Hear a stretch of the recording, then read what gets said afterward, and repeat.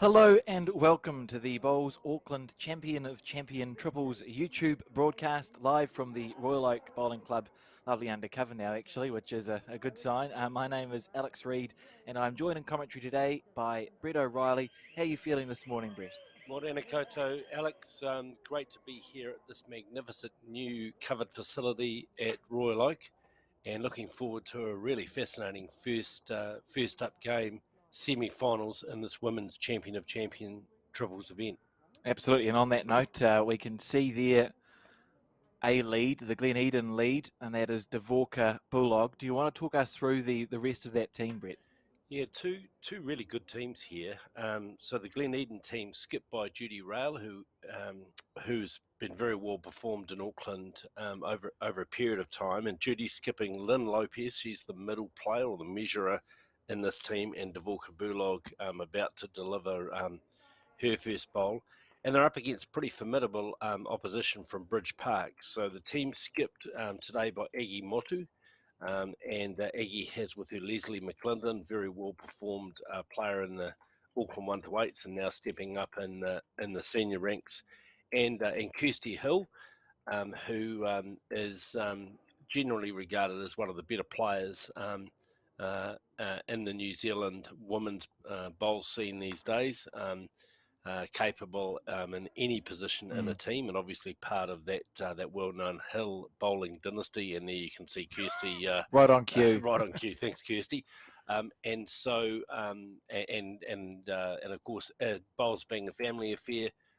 Kirsty, the mother of Liam Hill, who many of our viewers will recognise as one of our leading talents, and the daughter of Neville Hill, who is the Auckland selector, one of the Auckland selectors, and of course a very fine player in his own right. So we expect this to be a really good game. Probably on paper, Bridge Park the favoured team, certainly more credentialed in terms of having won titles. But as we know in bowls, anything's possible, and Judy Rail is definitely not a player to be underestimated based on her performances in the centre. But there you go. That's a pretty good start by Kirsty Hill, just quietly. As leading goes, that I'd be happy on end one of a champion semi-final. So Lynn Lopez now in the middle for the Glen team. They were pretty good form yesterday. They played some very good bowls, and make no mistake about it, they're a competitive side, but they'll want to get off to a good start against the Bridge Park team.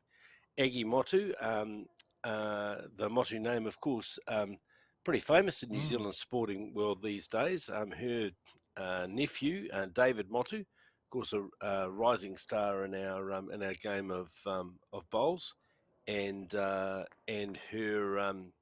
niece, Mia Motu, of course, the world professional bantamweight boxing champion, and what a great story that's been over the last few months. Mother professional boxer, son-in-law bowler. Most people would have expected that around the other way, and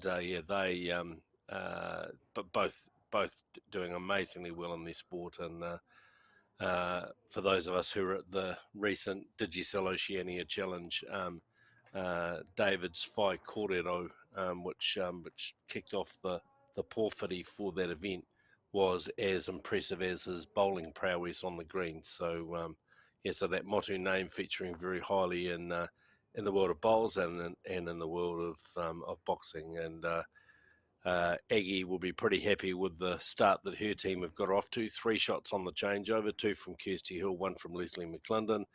Leslie putting her second bowl around the back. That's pretty wise, because Judy Rail is a Well, she's not going to be short, is she? No. Judy's she'll be looking to reach up into that. So anyway, we'll let's see what Judy can do with her first bowl. Players, of course, have played trial ends, so they have had a chance to play a couple of ends on the surface. But it's amazing how quickly that knowledge seems to evaporate when you suddenly are in the game, and it's all a little bit harder. Often waste the best bowls in your trial end, and it looks like Judy's just opting to dead draw here with her first bowl. And she's not a million miles away. It's a lovely line. Great effort there. Good shot. Probably actually didn't change the count, so it's probably still 3-2 Bridge Park. Aggie now. You can see it's a pretty crisp morning in Auckland, Tamaki Makaurau, and here at Royal Oak. So Aggie's Aggie's got the beanie and the hoodie on, but I expect we'll see that come off as it warms up a little bit, and she's close here with her first bowl. How's this for a first bowl? The first bowls from this team from Bridge Park have been pretty impressive, and they will be holding 4 there, and that is within 2 bowls widths. Absolutely. Lynn Lopez just coming up to have a look. Yep, she says signals 4. So saying to Judy, come on, you can just get in there. It must be tempting to play a bit more aggressively than that, you'd think, wouldn't you, Brett? Well, you would think that there's a reduction to be gained by being down there with weight. So let's see what Judy chooses to play here. Yeah, definitely playing, I think, with a little more weight, looking to reach up to those bowls, but she's tight. Oh dear. Oh, this is the sort of end that you dream of to start with, and Aggie's going to have a chance to draw a 5th shot here. Yep, Leslie says, I think we've got 4. Just draw another shot down there. No reason why she wouldn't draw a 5th either, because her first bowl was perfect, and a potential nightmare start here for the Glen Eden triple. But if she's going to drop a number, the first end is the time to do it. There are 17 to go after this. Absolutely. So just gone a little wider this time. Obviously, she wouldn't want it to have moved the jack when you're holding.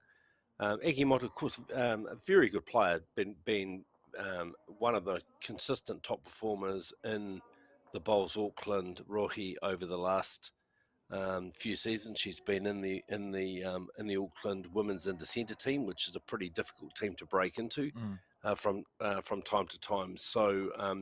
So it should be no surprise to see this team doing as well as they are. And as you say, Alex, dream start. Absolutely. I think quite early on too, Kirsty Hill and Aggie Motu, didn't they win the New Zealand Open pairs some time ago? I think perhaps Aggie was a junior and Kirsty may have been as well. That was sort of probably their first big success. So clearly a partnership that's stuck through the years. Yeah, I think that you're right, Alex. That was their breakthrough performance, and they've both continued to do very well. Kirsty played some of her bowls last year in Bowls North Harbour, and was successful in winning the Champion of Champion pairs there with Trish Crute. So Kirsty was playing out of the Birkenhead club, and they won those North Harbour Champion of Champions. Returned back to just playing her bowls out of Auckland this year. She was playing out of 2 centres, which seems to be something that players are keen to do these days. Not something I'm particularly fond of, but seems too tiring for me. Yes, yeah, it's okay. Gets very confusing. Yeah, and so. Kirsty's been, very, very well performed. Also played in the Intercentre team for Auckland in the past. Not currently a member of that side, and so it's a very well performed team. And Leslie McClendon, the third player in that team, been playing for less time than Aggie and Kirsty, but certainly has already well performed. When the national year 1 to 8 competition was still in play. She was a member of the Auckland team, and I believe they were successful in that competition. So so she's well performed.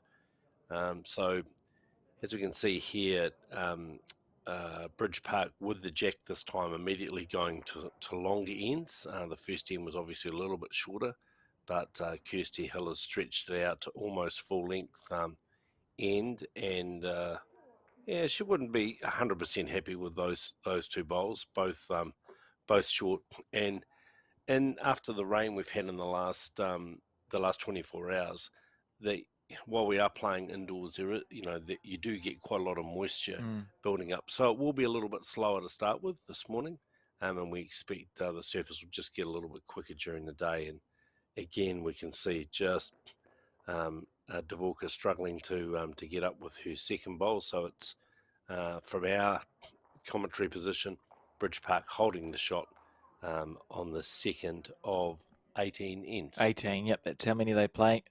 It's interesting in triples. It's such a game of momentum, isn't it, Brett? If your lead's on it, you just sort of domino through, as we see Leslie. I mean, she was Well, she wasn't wide and she wasn't short with that bowl, but not a bad result in the end. Yeah, and we like to say in bowls that the second player plays high, so you really want a player, whether it's playing second in fours or in triples, to be playing slightly through the head, um, uh, and she got a good result in turning Kirsty Hill's bowl up, and it'll be Bridge Park holding the shot. Lynn Lopez fairly close with her first bowl, but I think it'll still be that promoted bowl of Kirsty Hill's that is the shot. It's about taking a green here, Leslie. And you could see Leslie having a bit of a chat with herself, going, "I didn't really do much from that first bowl. I actually played it narrower, and this time didn't have the weight, so she um, collected a short bowl of Dvorka Bulog. So what can Lynn Lopez do here? Important that Glen Eden get on top of this deficit early, otherwise.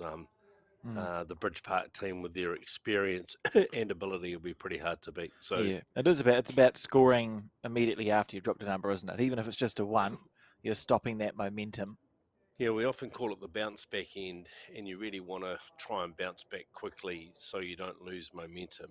Bridge Park holding one here, and plenty of room for Aggie to add another one in there. Of course, while these Bowls Auckland Champions events are on, we've got the UBC event being played at New Lynn, and that's also being featured on elsewhere on YouTube today.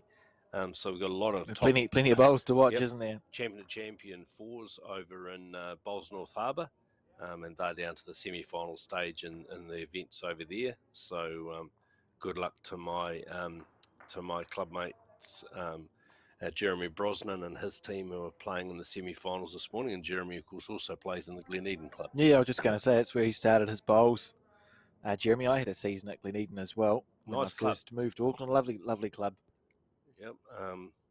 Should probably acknowledge the passing of one of the great stalwarts of that club over the last 12 months, Les Dunn, a top both outdoor player and a New Zealand indoor rep, who was a real fixture at the Glen Eden club, and unfortunately passed away. And Glen Eden pretty well performed over the years in the Bowls Auckland events.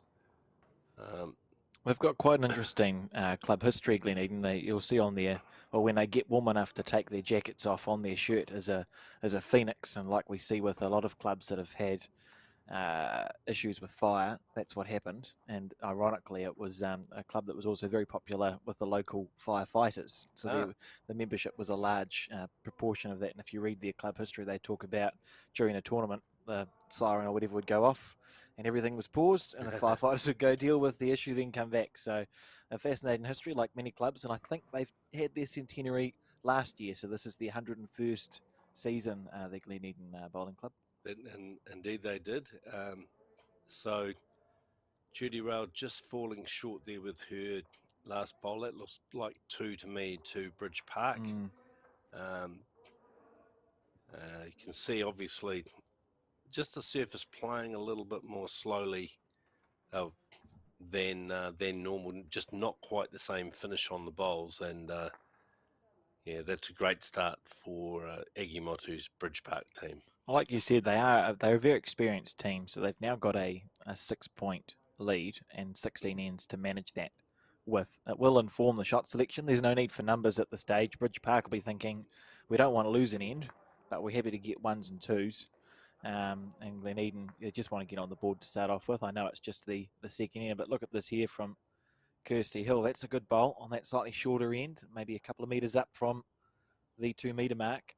Yeah, look, I think on her day, Kirsty is as good a draw player as anybody going around in the game today. She's very consistent player, and I think having her. I mean, many people might have expected her to be skipping this team, but 2-bowl triples is really a draw game, and first to the jack.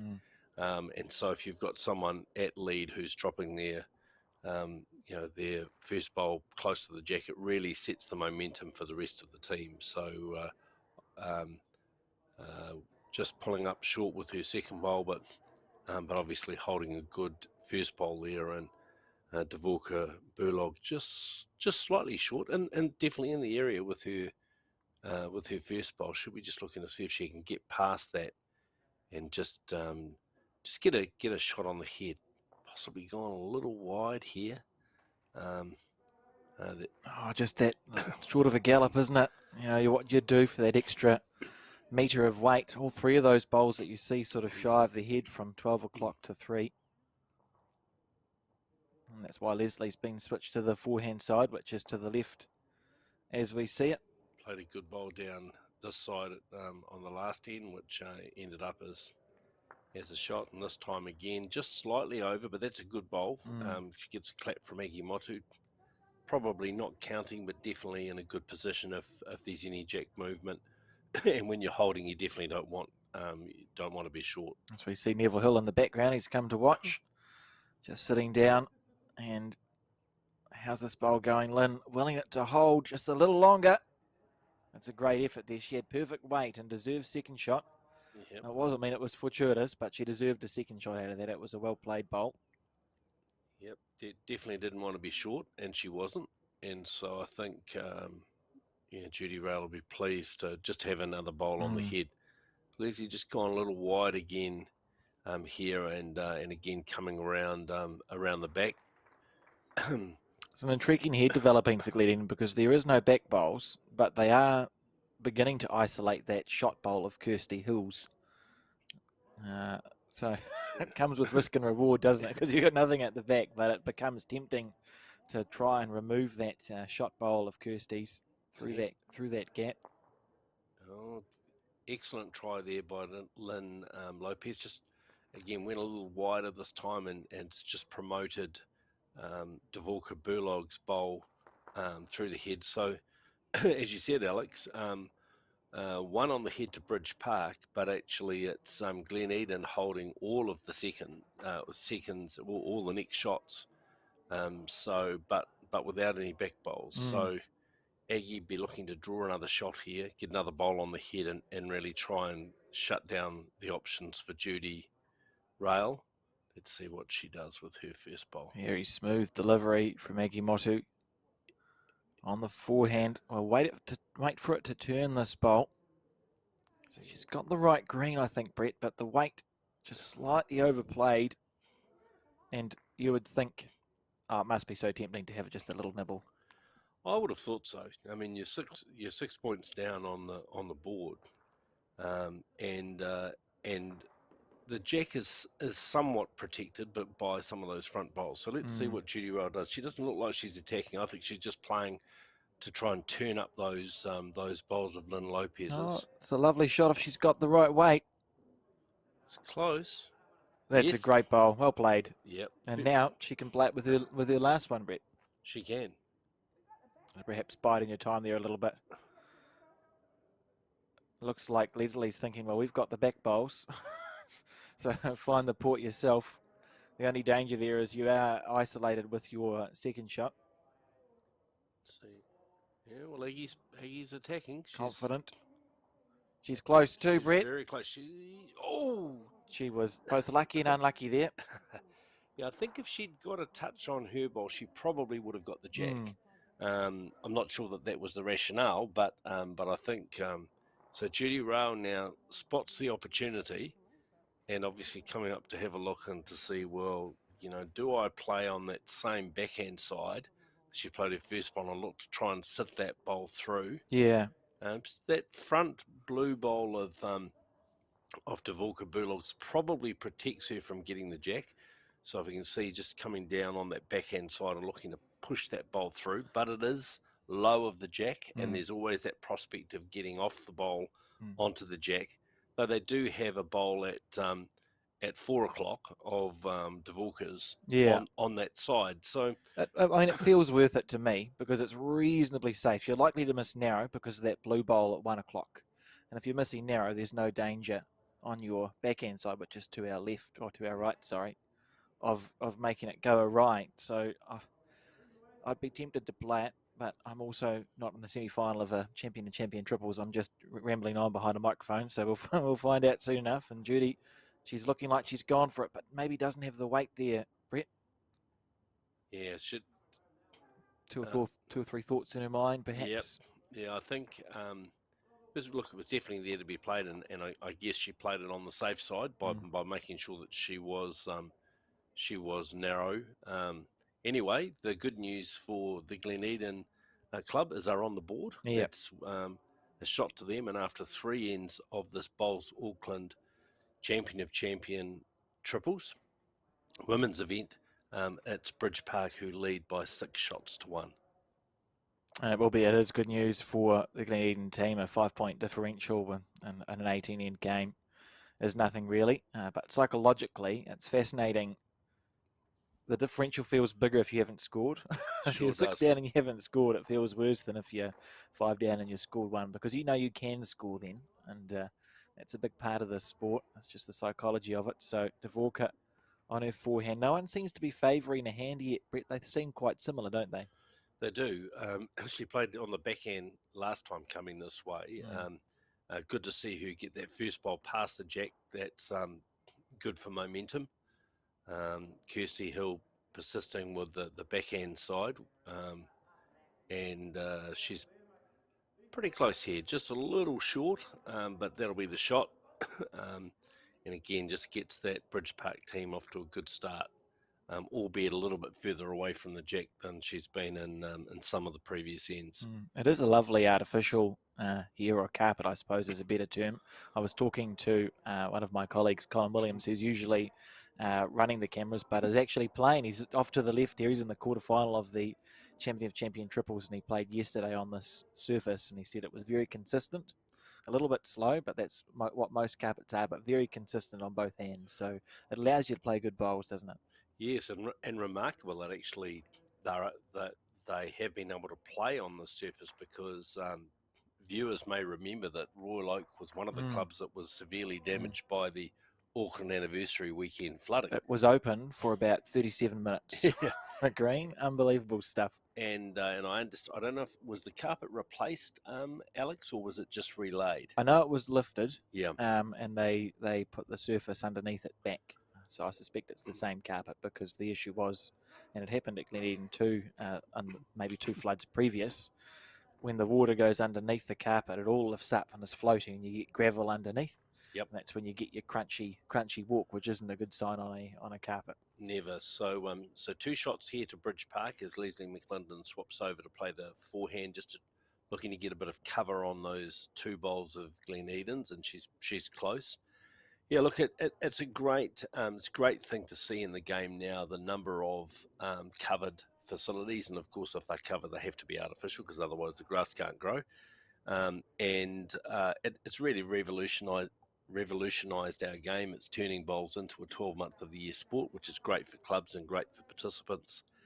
And I think the technology around the artificial surfaces themselves is improving all the time. Great bowl there from Lynn Lopez, drops in for second shot, so still Bridge Park holding the shot with that Kirsty Hill bowl. And so all in all, very positive for the game. And I think, again, when we see how difficult the growing conditions have been in the Upper North Island this year because of the amount of inclement weather we've had, without these artificial surfaces, we wouldn't have been able to have much of a season. Absolutely. We definitely wouldn't have been able to complete the nationals, the singles and pairs that were held in North Harbour and Auckland, I think, earlier in the season. So Royal Oak. Oh, there's Colin. There is Colin. He looks cold. He does look cold, and it's 6-1 in their game, and he's running. So I'm guessing that he may I not. would say that we've cut to Colin at a bad time for Colin. I Yep. think Yep. that's probably he won't be thanking us for that one there. So in this women's semi-final, we have Bridge Park holding the shot with that Kirsty Hill bowl, the dark blue bowl just to the left of the jack. The pink bowls of Lynn Lopez as second shot. And you can see Lynn Lopez. Just putting a foot. It's interesting. There's sort of two. Well, it's not two schools of thought. You either like being given a foot or you don't in bowls. It seems to be the two options. You either take it as an insult or a help. As we see Judy on the backhand. Now, how's the weight? That's the question. It's gone a little wide there. Just holding. Ends up in a good spot, so it gives her a back bowl to move the jack towards if she's playing with that sort of weight. Agi Motu, she'll be, I think, playing her forehand, just playing the open hand and just trying to draw another shot there. Very deliberate bowler. This is a lovely delivery, isn't it? There's not much to go wrong with that. Very efficient action, and it's one of the reasons why she is one of the most consistent players in the Bowls Auckland Centre. Probably just got third shot there. If she'd missed that bowl, I think she would have been close to second. And again, Judy Rail trying to draw another shot. Coming down on this backhand side, looks to have a better line. She's looking for the bowl or the jack here. If it holds up, she's not far away. What's going to happen? Underneath, Alex. Oh, just underneath. That would have been agonising to watch because you get around that short bowl at 12 and you think you're a chance. Leslie McLinden saying, look, if you can sit that pink bowl out, we'll get 3, maybe 4. So come underneath that bowl and just sit it through. Just indicating that, just a few feet over. Just in the background there, you can see umpire Les Smith, one of New Zealand's top umpires, and a real stalwart in supporting major events. It's not unusual to see Les volunteering his time and helping. And Iggy's close here. She's not far away. Oh, it's just drifting a little bit. She's clunked into the front bowl. Oh, and terrible result for the Bridge Park team. Turned up that short bowl of Dvorka Bulogs, and it's 1 to Glen Eden. So I think it was a shot that was worth playing, and the percentage chance, if you asked Aggie to play that 100 times, she wouldn't be able to punch that front bowl in. As we watch this replay here, just to see exactly how it happened, she's going for that pink bowl, gets that one square, it rolls in, little feather, and then sits down onto the jack. Glen Eden will be thinking whatever omnipotent, anything they believe in Glen Eden, that was a bit of bad luck there for Bridge Park and a strike of gold for Glen Eden. Yeah, it's a cruel game. A little bit surprised to see Glen Eden playing long ends here, Alex, because they've tended to be a little short with their bowls, but obviously they've played well to get through to this semi-final phase, and they'll have a pattern of the way they like to play. And here's a good first bowl from Dvorka Bulog. So that's why they're playing long ends, because she obviously likes that length, and that's a really good start from her. Answers the question, I suppose. Yep, her best bowl to date in this final, and just great to see again the support of the Blue Waters Community Trust. Great supporters of bowls in the Auckland area. And great to see their support for this coverage today. Kirsty Hill just falling short with her first bowl, so it's 1 to Glen Eden. And Dvorka decides she's going to change her hand, not wanting to turn that bowl of Kirsty Hill's up. So she'll move back over to the backhand, and I think she's gone a little wide here. Just sailing past. It is a hard change, to be fair, particularly when you've played a really good bowl on one side to switch to the other hand. Often on a green, it's two slightly different speeds hand to hand, so it is a bigger change than it appears. Yeah, I'm not entirely sure why she changed, because Kirsty Hill's bowl was quite a long way up, but maybe the shot of Aggie Motu's was fresh in their mind from the last end and turning up a bowl. And here's a close bowl from Kirsty Hill, just breaking into the head now, and that's a good close second for Bridge Park. Just Judy just running up. You can see there at the back left of the head, that's where Dvorka's bowl ended up, which is not a bad place to be, past. And Judy switching Lynn to the, well, not back to the forehand, but the team switching back to that forehand side. which I think is a wise call. Yeah, and just breaking towards the head now. She gets around that bowl of Kirsty Hill. She'll be close, but not quite going to have the speed. So still 1 to Glen Eden, and Aggie Motu saying to Leslie McClendon, everything to play for on your backhand side. Just reach up there with some weight. She will be looking to miss slightly heavy in this situation, won't she? Because if you miss what you're going for and you finish past the head, Close, you're Alex. making it easier. Is she going to use anything? She will have wanted that to stay up on the rink, I think. Yeah, a little bit heavier than she needed to be there. Just looking to get, as you say, contact on the Kirsty Hill bowl or on the jack or shot bowl.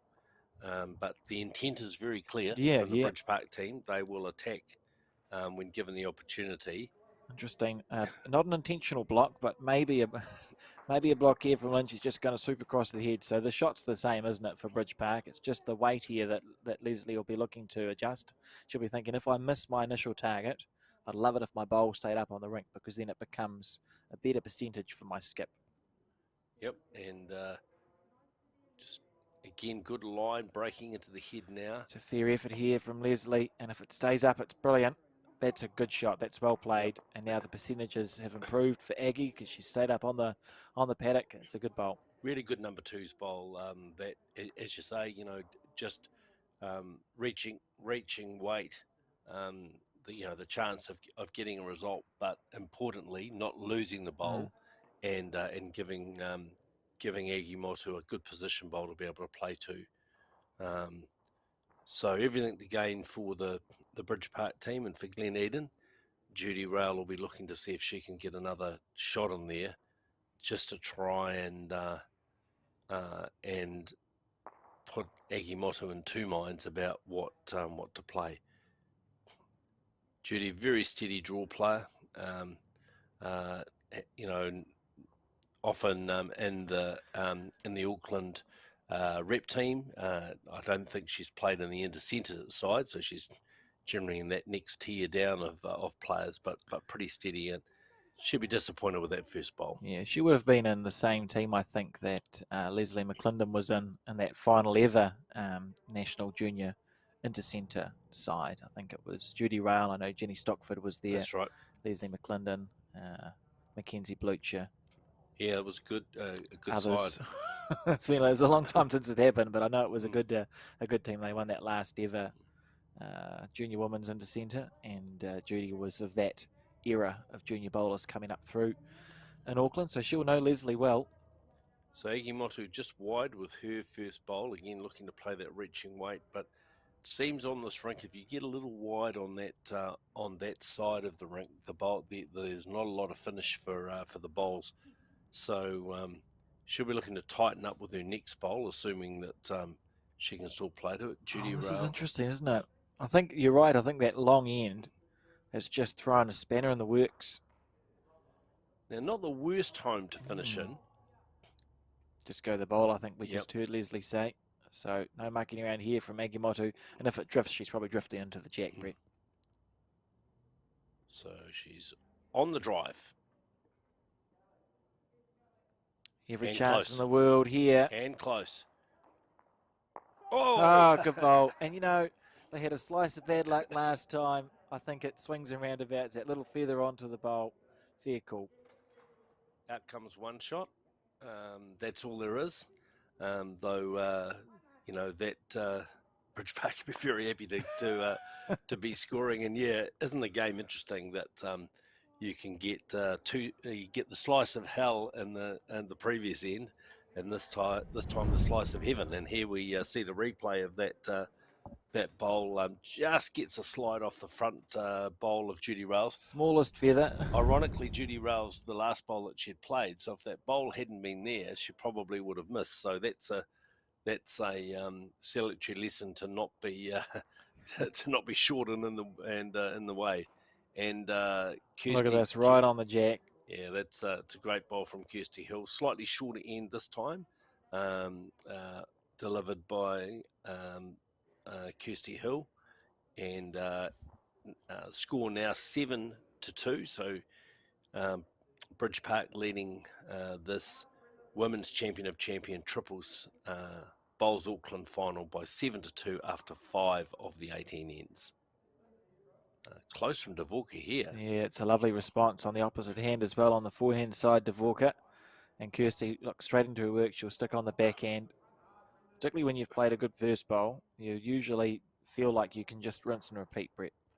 Yeah, and, you know, Kirsty's showing some good rhythm already in this game. And there we go. Beautiful.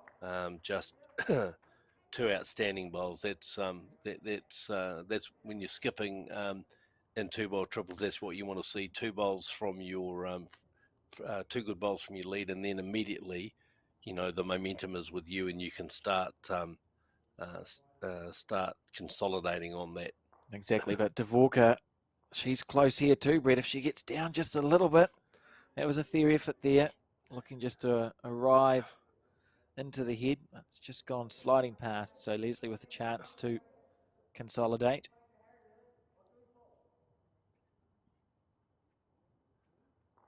Yeah, definitely good bowl here from Leslie McClendon, just coming in really nicely. Just going to slip through, but that's a really good bowl. That's gets some applause from Egi Motu. So had the chance of sitting the closest bowl of Glen Eden's, just missed that, but she finishes in behind in that catching position.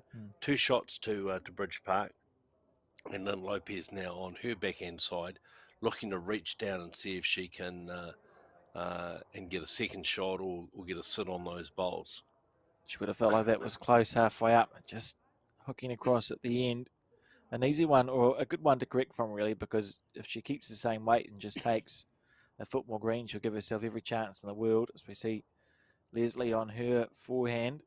And you can see the experience of Egi Motu getting Leslie to change her hand because she doesn't want to make a target on the other side.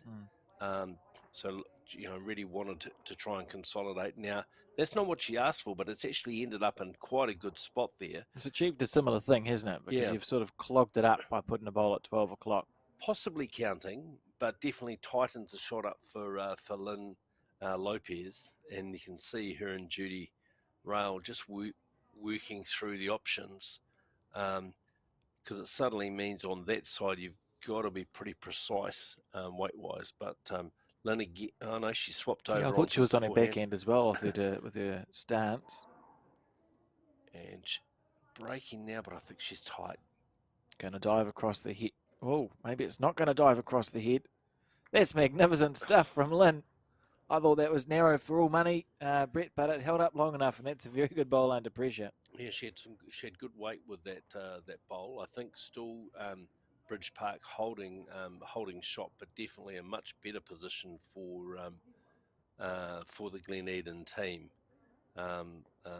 One, possibly two down, and Aggie Motu. See what Aggie does here. She's staying on the forehand side, so she's obviously she doesn't want to give Judy Rail a bowl to play off on the other hand, and obviously very happy to continue to be scoring, and the opportunity of just coming down here and drawing, and she's close here. She's very close here. Kirsty Hill waving at the bowl, and yeah, she gets a good clap. shot. So that's probably close to another shot. So I'm guessing maybe two, even possibly three. It's just from our commentary position, a little hard to see how close that bowl of Lynn Lopez is. So Judy Rail, again, she's playing down the forehand side as well. She'll be looking to get a contact on Lynn's bowl or sit into those bowls of the Bridge Park team. So let's see what she's just a little tight, I think, and I'm not sure she's going to have the weight to quite hold for those bowls. Yeah, she was perhaps thinking your set just went for a little walk there. Yep. Tried to hold. She was perhaps remembering Lynn's bowl that just tracked out that little bit, but just underneath the line. And if anything, that was more dead draw sort of weight rather than just playing for a result. Agimoto again on her forehand side. She's gone a little wider this time. Probably safety first here.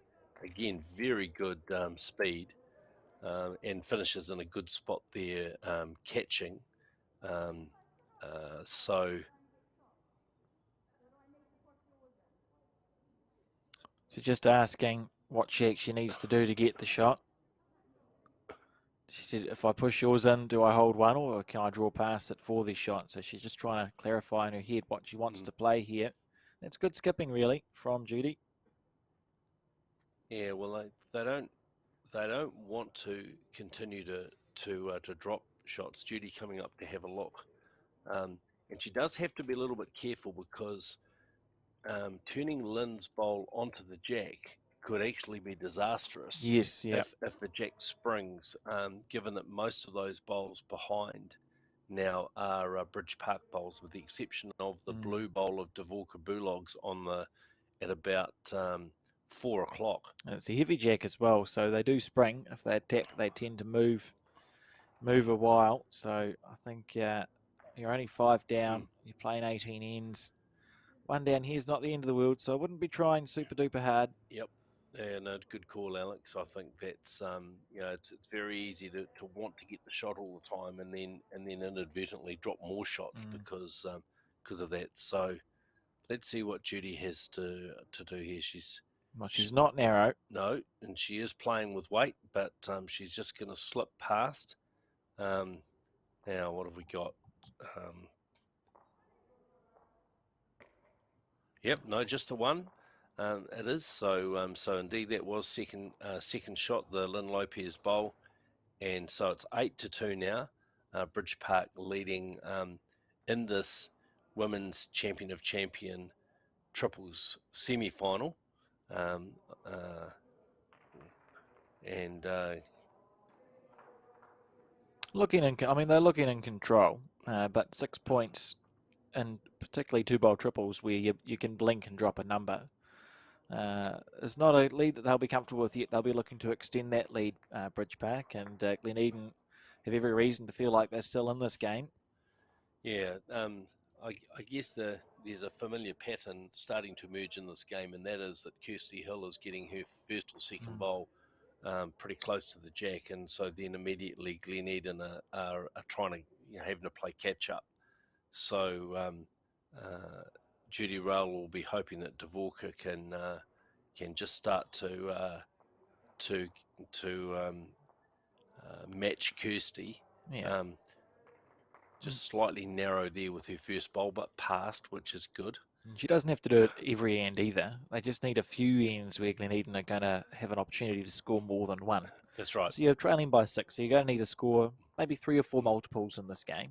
So those are the ends where you're going to need to think, well, we've actually started off really well, and we can build on it instead of salvaging to get a 1 or 2 back. So they don't have to outlead them every end, but if Glen Eden has a chance of winning this game, they're going to need to do it maybe 2 or 3 times in the next, what it is, 11 ends, 10 ends. Agreed. Kirsty Hill a little wide and short with her second bowl. And Dvorka now just looking to see if she can get underneath that bowl of Kirsty Hill's. Trying. How's the way? Oh, she had the green right, Brett. That was perfect green, but just short of a gallop, and that backhand side is now blocked up. So the bowls are going to have to be played to the left as we see it on the screen. Leslie McClendon on that forehand side, she's played some good bowls down there. A little tight, but that'll drop in for another shot. So at least 2 to the Bridge Park team, and Lynn Lopez now. Well, it's interesting. Still playing down this backhand side. I would have thought it's pretty congested down that side, but obviously she can see a line down there, and just playing with a bit of reaching weight. 1 feather. Whoa, unlucky. Just about got 2 feathers and through the port, but she has opened that backhand side up a little bit, I suppose. Obviously, you could see a channel down there. Leslie McClendon again out on the forehand side. This time better green, and she'll be looking just to get past it, just to give them a catcher. Probably a little bit further over than she would have liked to have been, but still a good bowl there. Bridge Park holding at least 2 shots, possibly 3.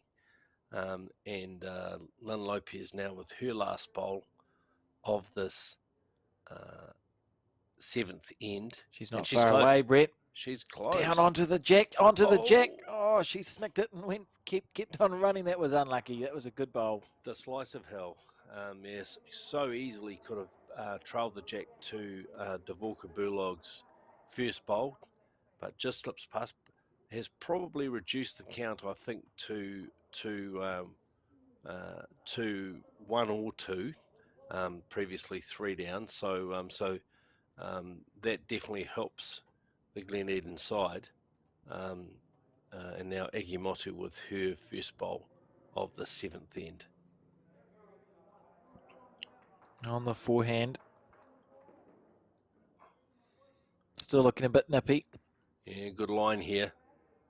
Yeah, this was looking pretty good if she's got the weight.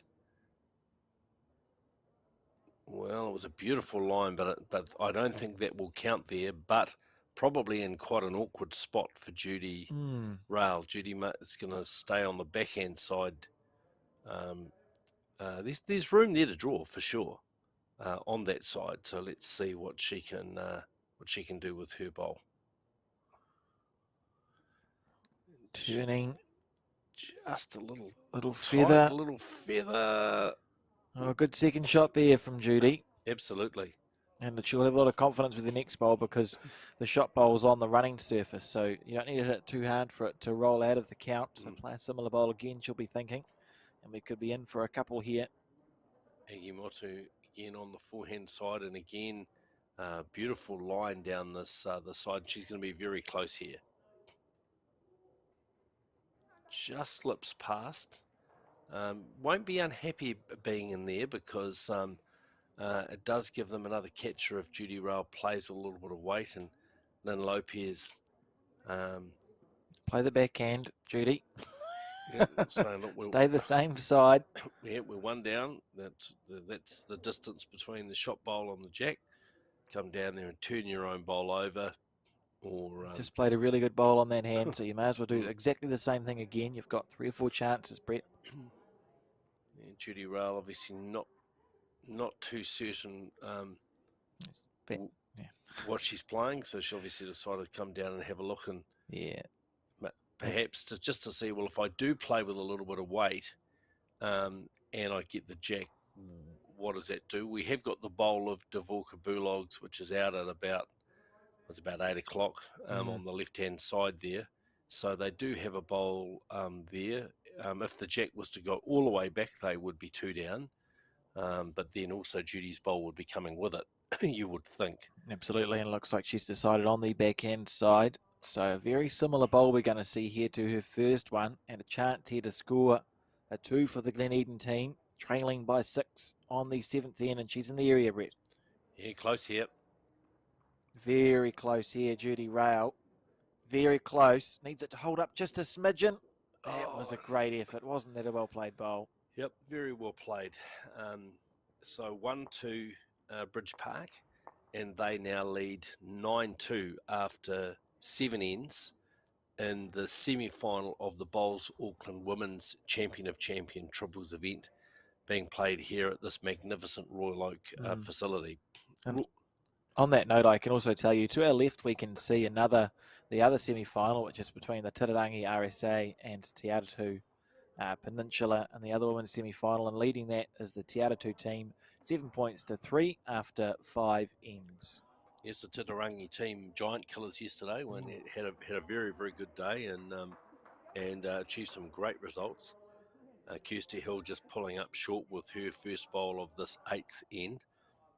Royal Oak, of course, a magnificent history here, but not necessarily under the Royal Oak name. The site of this club was originally the Onehunga club, which have produced many New Zealand champions, men and women, and a regular host of national championships over many years. People like Marlene Castle, Bob McDonald, Michael Galloway, and others played out of this club, and that's only a smidgen. Smattering. Frank Livingston, if you want to go back into the pre-Second World War days, some of New Zealand's greatest players, and then a few seasons ago merged with Hillsborough, again another very well credentialed club in their own right, the Hillsborough Club. based a few kilometres away, who sold their land and consolidated and took the name Royal Oak, um, which is the name of a nearby area. Mm.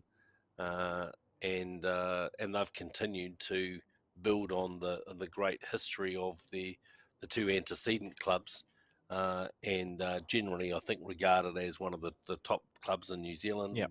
Often featured in our commentary in New Zealand, and Auckland events, and Leslie McClendon, uh, Aggie Motu, and Kirsty Hill, showing that this new artificial surface here at Royal Oak is pretty good to play on. Yep, absolutely. We see Lynn here on her forehand side. I think most people, if you look at the heads, the greening has been pretty reasonable, hasn't it, Brett? Usually they coming back sort of to the centre line. We've seen a few bowls hook across underneath, but mostly sort of within 2 or 3 feet of the centre line, the green, which is always a good sign for a rink. And I still couldn't tell you which side the players are favouring. So I think they probably all feel like you could play on either hand with a bit of confidence. Indeed, indeed you can. And this end building nicely for Bridge Park. That's it's another shot from Leslie McClendon, and at this stage it's Bridge Park holding 4 shots. So big bowl here for Lynn Lopez. Really needs to give her didn't let it go good. No, it looked a very tentative release, and as we can see, she's just ended up on the wide side. Beautiful bit of weight. Well, Beautiful bit of weight. It's worked out quite well. She's cut out a couple of bowls. Yep, definitely one to Bridge Park. The second bowl of Kirsty Hills there at 1 o'clock. But I mean, Judy Rail is a very no nonsense customer. It won't bother her as long as she's got something to play to. And if we look down at the end, you can see there's 2 back bowls, one of Dvorka Burlog's and one of Lynn Lopez's, and obviously the bowl of Lynn Lopez is a second shot. So Aggie Motu clearly likes this forehand side coming in this direction. She's drawn some good shots on this hand, and even though her other teammates have played the backhand side, she's going to come down on the forehand, and she's close here. Very close. She's already got a clap from her teammate. Just watching this bowl. Just didn't turn. Wasn't far off. She's level with the jack there at 9 o'clock, so probably counting to be. Oh, okay, take it back. Thank you for switching cameras, team. She's not counting there, but just short of a gallop, or not even short of a gallop. It just didn't quite make that turn that we expected halfway up. And Judy, no mucking around, as you said, straight into her work on her forehand side as well. She's very close here. It's a good bowl. A lovely bowl there from Judy Rail. Yeah, well played. That's the shot. So excellent bowl from Judy Rail, and Aggie Motu she'll be looking to draw down on that side, potentially sit the bowl. On the forehand. Very focused. If she clears the front, she's close. Very close. This is a skips bowl. Look at that. Great bowl. Absolutely beautiful shot. The great players have great timing, don't they? And that was great timing there from Aggie Motu. They sure do.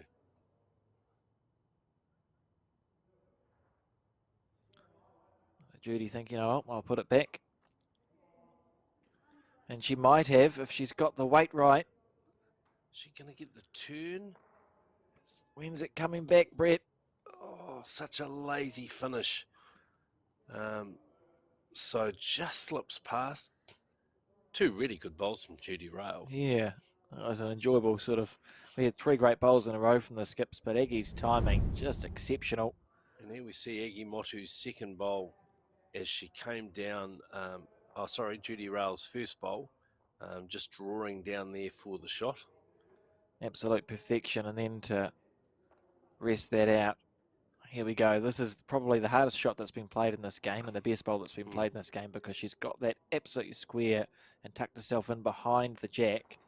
Perfection, really. You will not see a better bowl.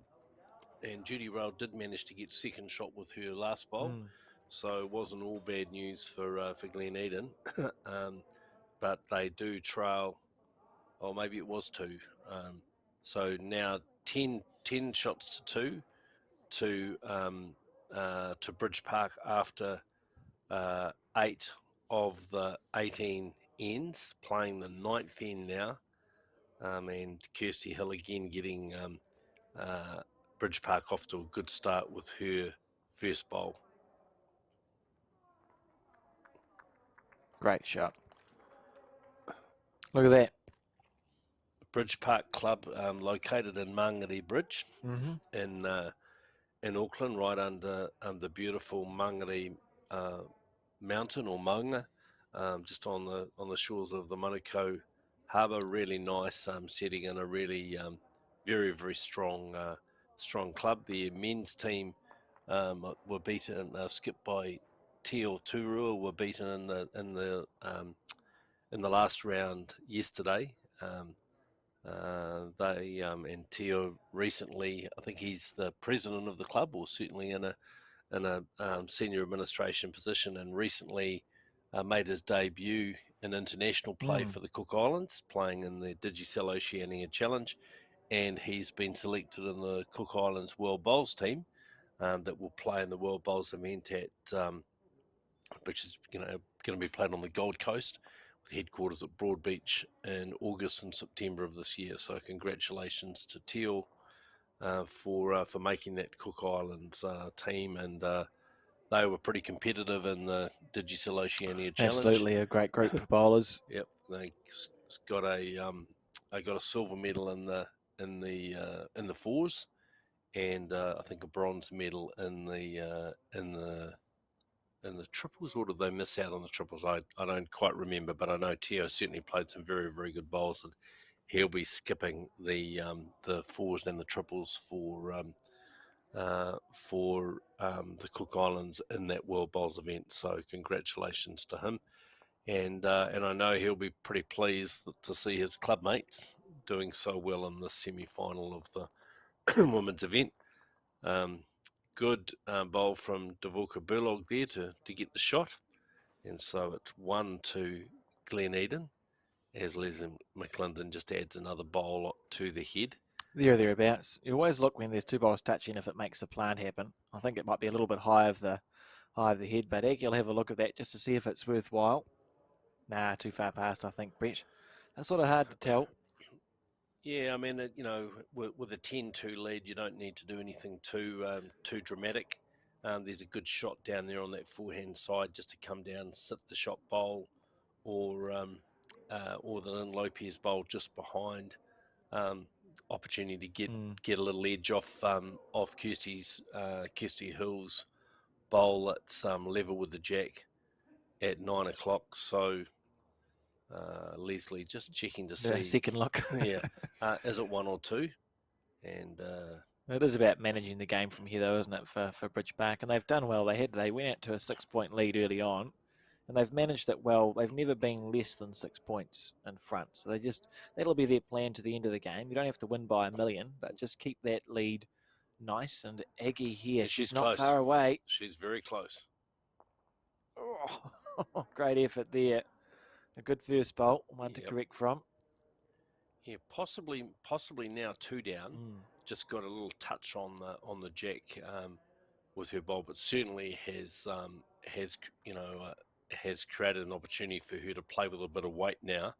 Looking to trail the jack back to her 2 back bowls. Judy will be wanting to get right on top. Yep, definitely important to try and get in that gap there. And she's close. She's very close here. Watching this bowl, how fast is it going to break at the end? Just turning that little bit. And the door is still open for Aggie Motu. She's 2 down.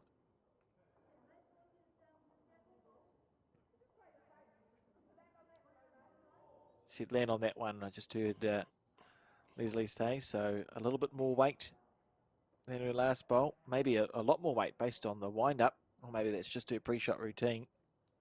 Yeah, just a little. And a good line here. Very good line here. Just looking for, does she get a touch on the bowl? She gets the second shot. That's a great bowl from Agimoto. Really good percentage play there. She knew she had the opportunity to get off the wing bowls. No point in really being narrow. And so she's one down, but consolidates that head. I wouldn't be trying too hard if I was Judy to to draw a second shot here. I think you take the one and be pretty happy. There's lots of other people's bowls around the place. It might not go well. And But she's fair play close. if she makes the two here. Fair call. She's close. Well, she had the confidence, and fair enough. I wouldn't have had the confidence to do that, Brett, but that's probably why I'm not in a semi-final of a champion triples, and a good ball there from Indeed. Judy Rail, doubling the score for Glen Eden.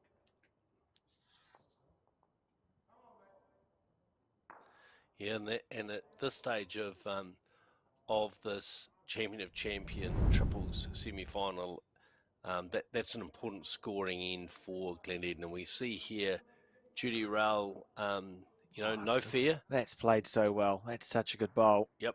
I mean, any movement of that jack could have been disastrous, but really well played. And 2 shots to Glen Eden makes the score 10-4 after 9 ends, playing the 10th end now, and that really keeps her team in the game.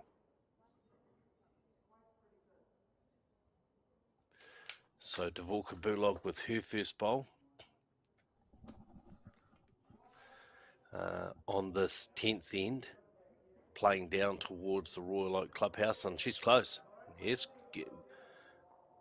early clap from Judy Rail, and for good reason. That's a good opening bowl from Dvorka, and that's really important. If the Glen Eden team are really going to get some momentum in this game. Kirsty Hill on her favoured backhand side, and she's close here. Just starting to break now. The late turn on that hand, and that'll be 1-2 Bridge Park. As Dvorka Bulog plays her second bowl of this 10th end.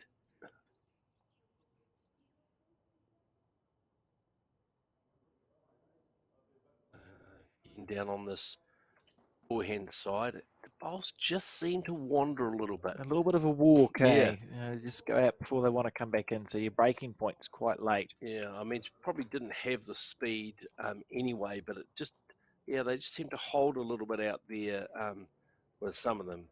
Kirsty Hill again down on the backhand side, and she's close here.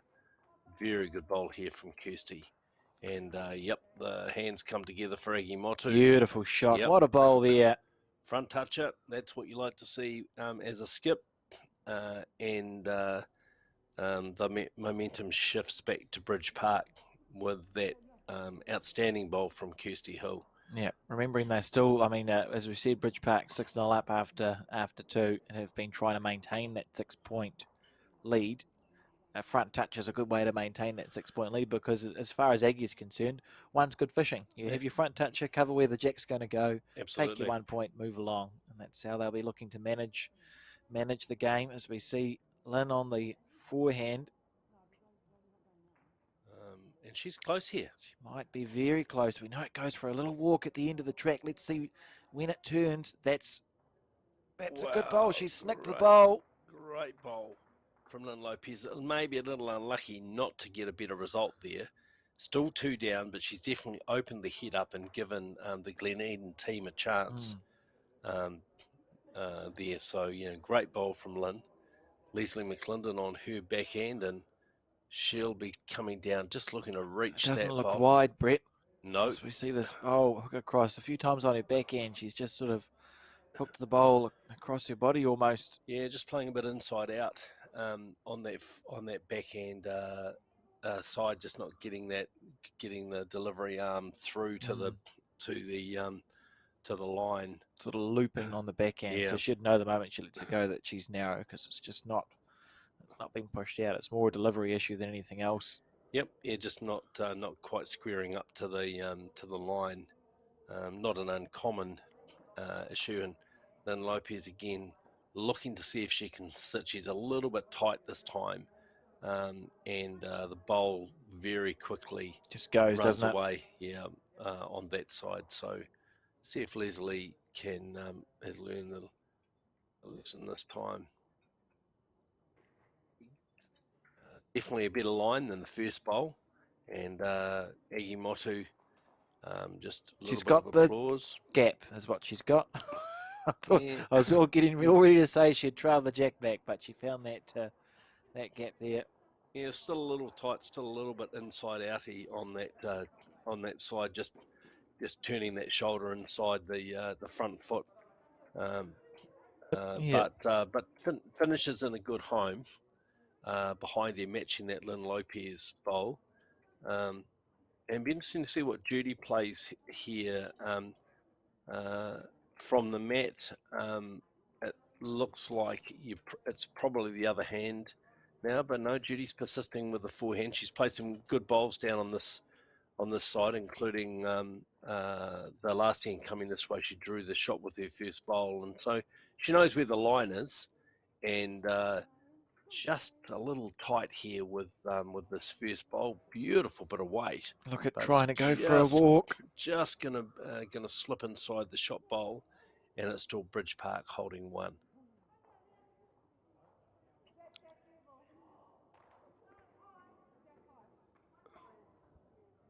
So Egimotu just checking with the position of that bowl and can she play that backhand? And Leslie McClendon said yes, she can.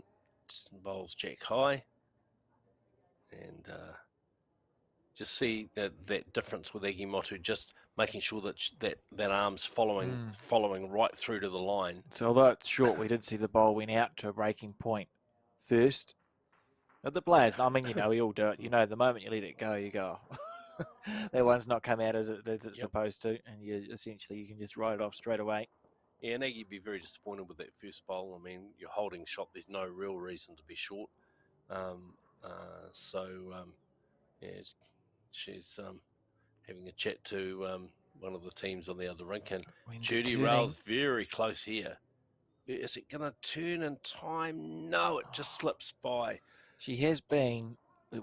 I wouldn't go so far as to say they've been unlucky, but there has been. I can probably think of 4 bowls from Glen Eden that have been within 5 or 6 inches of perfection, and they just haven't connected today. Absolutely, and and there was every reason for her to play with weight. She had a couple of catches behind the head, and obviously the opportunity to sit the shot bowl when you've got second.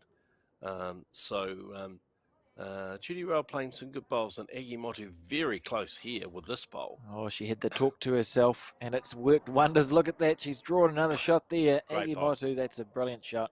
2 there to Bridge Park, and it's going to be 12-4 now on the 14th end, or as we approach the 14th end. The 12th end. I don't have my glasses on, Rhett. That's all right, Alex. Yeah, so this will be end 13, I think, of this this game, because this is normally an odd end. Oh no, I can't see that either. We'll just wait. Yeah.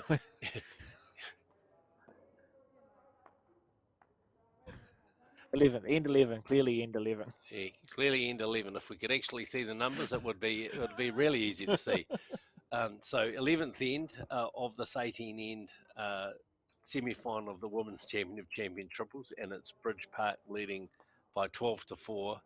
I'm not sure what those numbers say in the ends, because I haven't got my glasses on. But yeah, it's just for us. It's just for us, but everyone else will be able to see that clearly. Absolutely.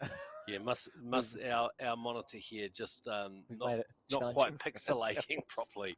So apologies to the viewers for that. But yes, we'll definitely go with the fact that it's end 11, and it's one shot to Glen Eden as Davuka Burlock draws the shot with her first bowl. Just obviously seeing if the viewers are awake this morning, Brett, just to make sure they are paying attention. Absolutely, and Aggie Motu watching the second bowl of Kirsty Hills. Oh, great effort. Yeah, look, you have to say when your lead's getting a couple of bowls like that around the jack, most ends, it definitely gets you off to a great start. And Glen Eden definitely not out of this game. I mean, we've still got 7 ends to go, and and they've got the shot, but they do need to just tighten up and be a little more consistent, and that's an unfortunate result for Dvorka Yeah. Bulog there. Turns Kirsty Hill's bowl up, full shot, and so advantage immediately swings to Bridge Park, and they can start. You saw Egimotu just come down there. We've got the shot, sit on any of those bowls, and you can only improve the end. And so Leslie McClendon now just gone a little bit wide, but again with that good weight, just finishing behind, maybe a little bit further behind than she would have liked. But as an old mentor of mine said, better there than in front. Yeah. And indeed it is. So Lynn Lopez now, she's played some good reaching bowls just to get in there and try and disturb the heads when Bridge Park have had the shot. And this Careful. time again, Oh, goodness gracious close. me. Well, she might have actually, maybe on the second, but it may have shifted that black bowl of Bridge Park's away. But all those bowls are touching, and Aggie can read that head. So all you need is any connection, and it's happy days for Bridge Park here. Yep. Any connection at all, Leslie will be thinking, oh, try not to miss wide. Wait for this bowl to come back in. She just needs to connect with that pack of 4 bowls that we see. Anything. She's close. And she gets 1 clap. So maybe not anything, Brett, because she got something and nothing happened. Well, so it's Glen Eden with 1. So you were right, Alex. Just that shuffle. that rocking of the bowls, and we sometimes see that on the artificial surface that the bowls can slightly skid when they're touched. So it's Glen Eden holding 1. With the Dvorka Bulog bowl, but in a pretty precarious spot. Now, that's a great bowl from Lynn Lopez there. Just getting in behind it as a cover.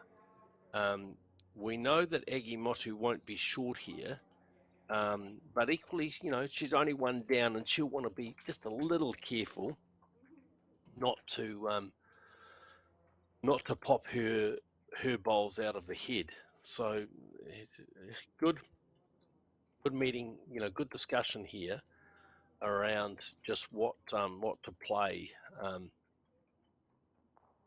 So I think we might see Egi Motu draw with her first bowl. I think so. I think if the score was the other way around and Bridge Park was chasing points, we'd see maybe 2 or 3 metres onto that blue bowl that sits at 1 o'clock because there's a 3 or 4 bowl plant. But there's no need for that sort of shot at this stage, is there, Brett? You're 12-4 up. Be happy to drop your 1. Yep. Yeah, I think Aggie will look to try and add another bowl to the head, and then just give herself a bit of a chance to play a shot with her last. And she's close here. She's very close. Yeah. Good shot. So the significance of that bowl is it matches the bowl of Lynn Lopez's, and it also gets Bridge Park their first bowl on that side of the jack. So they've got a bowl right at the back of Leslie McClendon. So Judy Rail, she'll also be drawing, just looking to see if she can add another shot here. And she's close. She's got a very good line. Down to the weight now.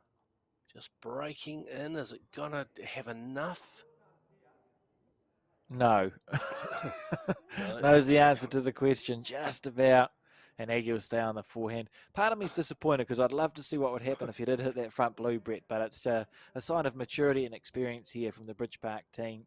They spent Leslie's bowls on trying to get movement into that pack, and they thought, look, I'm down to the skip now. We'll just either drop a 1 or get a 1 by drawing as close as we can on the forehand side. Close and it here. might be 1. Close here. She's done it. Yeah, outstanding. Beautiful shot. Outstanding.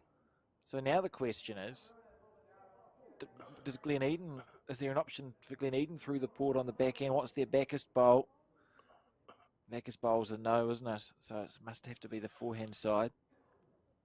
So such a tight head. It is a tight head. So Judy Rail just reaching down on the forehand side, but she's tight. Oh, disappointing. And you could see that shoulder drop just as she let the bowl go. So didn't really get it out to the line. And so great bowl for the Bridge Park team. And just rewatch this. perfection. There's been some key moments from Agimoto, and she didn't need a feather. No, She just dead drew, sits down for one. It's a beautiful. brilliant bowl. Yeah, and it just changes the momentum in the game slightly because we've seen every time Bridge Park have got out beyond 6, typically Glen Eden have scored. This time we see Bridge Park score again and now just push that margin out to 9. And okay, it's N 12 of 18, but but 9 shots when you're playing pretty steadily looks like a difficult margin for Glen Eden to claw back. So I think this and the next 2 ends become pretty critical, Alex, for Glen Eden if they're going to stay within range of Bridge Park. They definitely need to score on probably both the next 2 ends. Absolutely, and they'll know to give that. themselves a chance. Yeah. Absolutely, look, they're an experienced team and they've been playing some good bowls. It's what we said sort of earlier on too about Glen Eden. They're not going to win it by going up in ones, No. and they never were because they got to that deficit early on. So it's about trying to build just 2 or 3 ends where you're going to score a multiple. But it's been about 5 ends since we said that, and they haven't had a head where they can score a multiple yet. So the pressure's just beginning. They're turning the screw, the metaphorical screw, so to speak. So, Eden, yeah, the next 2 ends here of absolute key importance. So we will see Bridge Park, I think, be a team through to the final. And you can see to the left that one of the teams is on 12 in that semi-final, the other semi-final. I think that might be the Te Atatu side leading that game. I see Lauren Mills just delivering her bowl for the Te Atatu team, playing with Robin Reihana and Marion Hakaraya in that team. Leslie McClendon now in this semi-final has drawn a very good shot. And on the backhand, so she'll be happy with that because that's the hand that she's had a couple of bad moments on. Yep, no, that was how you put it right. That was a good shot. Nicely delivered. Stayed down and got that arm through to the line, and that's an important bowl for Bridge Park in terms of keeping their momentum going. As Lynn Lopez again reaching down on this forehand side, looking for a sit on the jack or the bowl. Nice piece of weight, just a little tight. And so at this stage, it's Bridge Park holding 2 here. Leslie McClendon shot bowl and obviously Kirsty Hill's first bowl. And Leslie again staying down nicely with that second bowl. And again, she's got some nice line here, not quite the weight. And so she's just going to clip the front bowl. But it's still 1, I think probably 2 to the Bridge Park team, and Judy Rale saying to Lynn Lopez, look, just see if you can pop down on this side. There is a little bit of late turn on this hand, but she's just got caught a little bit wide. It will come back, but not to make any change to the head. So advantage Bridge Park, and let's see what Agimoto will do here. She's played a lot of bowls down this forehand side and drawn some good shots. Whether she'll do that or swap over to the backhand side, let's wait and see. Crisp morning here at Royal Oak, and so Aggie's decided caution being the better part of valour. She'll play the backhand side. Any jack movement on that side favours her team. And there, that nice efficient action of hers, she's out there and I think she's decided to just play a little cover bowl here. Because, she's done so. Yep, nicely played. Didn't really have anything behind the head. And so the holding, they don't need really to get more than one shot as they keep the board ticking over. And just making sure she was over and covering those bowls. Judy Rale, nice tidy delivery this time, and she's down on this side. She's played some great bowls down this hand, and she's close again here, Alex. And again, maybe just a bowl. That is a bowl's width away from perfection there from Judy Rale. She's just, she hasn't been playing badly, but there's just been a number of times where she not quite got it right. But it is because Bridge Park has made the head such that you have to be perfect or you get no result. So Judy's been unable to be in the area. She's had to play perfect bowls and hasn't just quite managed that on this occasion. And great bowl here from Egi Motu. Is she going to have the speed? Right. Yeah, well, there's some applause from Kirsty Hill and Leslie McClendon, so I'm going to guess that's another shot, Alex. Yeah. I don't want to be overly dramatic here, but if Judy doesn't draw the shot, I think they can wave the final goodbye, Brett. I think this is a key bowl here for Glen Eden. Yep, I think this is very important, and she's close. She got the speed. She got a beautiful line. No. Just short, and I think we're going to see a number to Bridge Park, and whilst anything is possible in bowls. Out comes one. Oh, actually, that's out comes two. They're having a good look.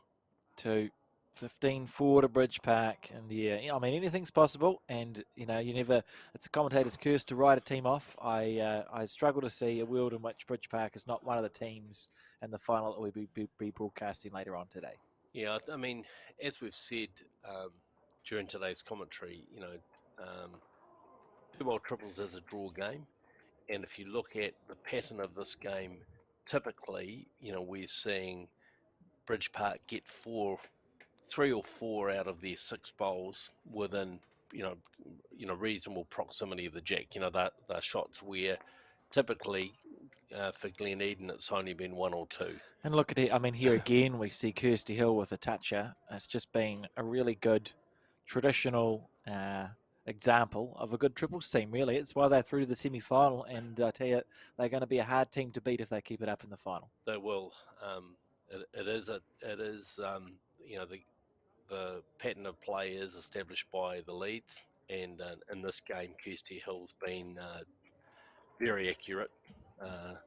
Dvorka Burlog just coming around behind with her first bowl. Not a bad spot to be in, but I think at this stage I think if we don't see Glen Eden score on this end, then it may be starting to get towards shake hands time. I guess we've still got 5 ends to go, so maybe that's a little bit premature in making that call. Kirsty Hill short with her second bowl, and as Dvorka Burlog comes down, and she's close here, very close here. Yeah, great bowl. Good job. They've played reasonably well, this Glen Eden team, to be fair. I don't think they'll walk away with any massive regrets. It's not like, they've played okay bowls, but it's just been an exceptional performance from Bridge Park, really. Yeah, I just think that, that there's just been a consistency about the Bridge Park team that Glen Eden just haven't been able to, play as many consistent bowls. But then when you've got your lead dropping a bowl either on or close to the jack most ends, it sets the tone and makes it a lot easier for Leslie McClendon and Egi Motu to play confidently, and so that sort of momentum is really important. Lynn Lopez here, she's played some good bowls to keep her team in it, and try and disrupt the momentum of the Bridge Park team. And again, she's just coming down here with that a little bit of weight, trying to sit that bowl, and that's a good bowl. Another bowl on the head for her skip, Judy Rail, and Egi Motu having a bit of a look here to say, okay, right, how do I add another shot here without causing too much damage? Decisions. You're leading by 11 points on the forehand, she says. Yep, see if you can come down there and get in that channel. Got that short bowl there, which should provide a good line. Leslie, see around that short bowl, looking for it to break back in. It's a good late turn on this hand, and again she's close. Oh, well, I think Kirsty Hill still got the shot. It's got to be a little cannon through that pink bowl. Yeah, definitely a shot now for Glen Eden to play down there, sit that pink bowl, and potentially make 3 of it. Yeah, as your collision bowl will bog on to that the pink bowl that sits at just gone 10 o'clock to the jack. Just gone a little wide there. It will come back. There is that finish, but You don't want to. just a touch wide. But look, another bowl on the head, and so all is not lost for. So Oh, it's obviously pretty close there. Egimoto doing the finger measure. Yeah, it's just a shot that, I mean, Judy Rail would almost be running down the other end to play this bowl. It's a shot that you'd love to play, as we see the slice. I mean, look at where this pink bowl ends up. So it's been feathered over 2 times. It's just a perfect little plant. You just plant that black bowl out. You sit there for 3. It's a shot that you dream of as a skip because it's pretty simple, Brett. You just need any connection and you're happy days. Yep. The only danger for Judy is getting onto the jack, though she does have that bowl of Davuka Bulogs down at 5 o'clock.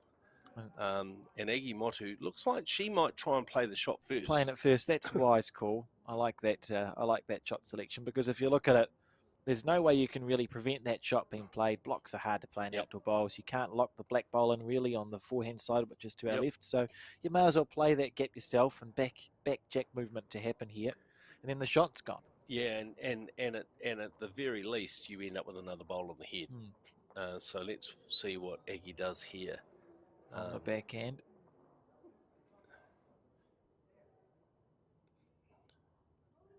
Yeah, pretty good line here, Alex. Very close here, Aggie Motu. We've seen some great bowls. Now, where's the collision bowl going? A little bit stiff, but a good shot anyway. Well played. That's exactly the shot that the Glen Eden team would have wanted to play. Maybe 2 to Glen Eden here. I think it is. And you have to. I mean, we've seen how brave Judy is on the draw. So she'll be looking just to draw that gap on her backhand side. Make it a 3.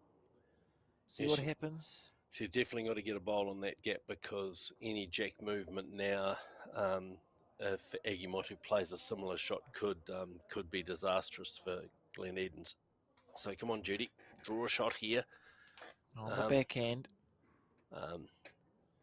The alternative is to play a position bowl, but I think it's very dangerous to leave that shot open, Alex. Oh, I can't see Aggie missing it, but now I've said that, she probably will. As a commentator, that's what tends to happen. So Judy opting for cover for where the jack may end up going, and then probably hoping to be able to draw a third shot if Aggie does miss instead of plugging the gap. So here we go.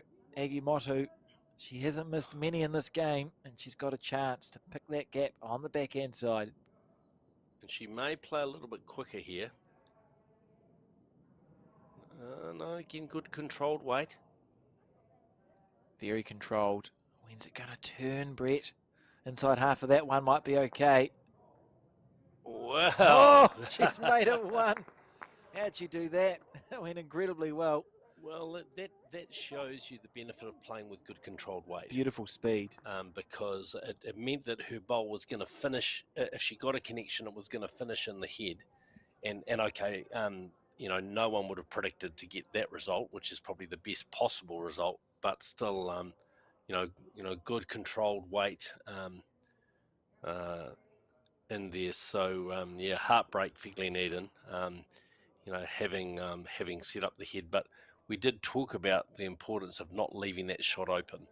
And obviously, a tricky call. But now a chance for Judy Rail to pop that bowl out. So she's attacking. Looking for any sort of plant. Oh. She was on a forehand there, which is intriguing. Yeah, I thought that might have been a backhand shot, actually, just to play that plant clean. Right, so here's a replay. This is what happened. So we saw the first thing that happened was that this pink bowl was snicked across and it set up that plant. So there was a plant now for Glen Eden to remove that bowl. And Aggie thought, no, we will try and play it first, but she was half a bowl narrow, so she's played Glen Eden's shot, so now Glen Eden holding 2.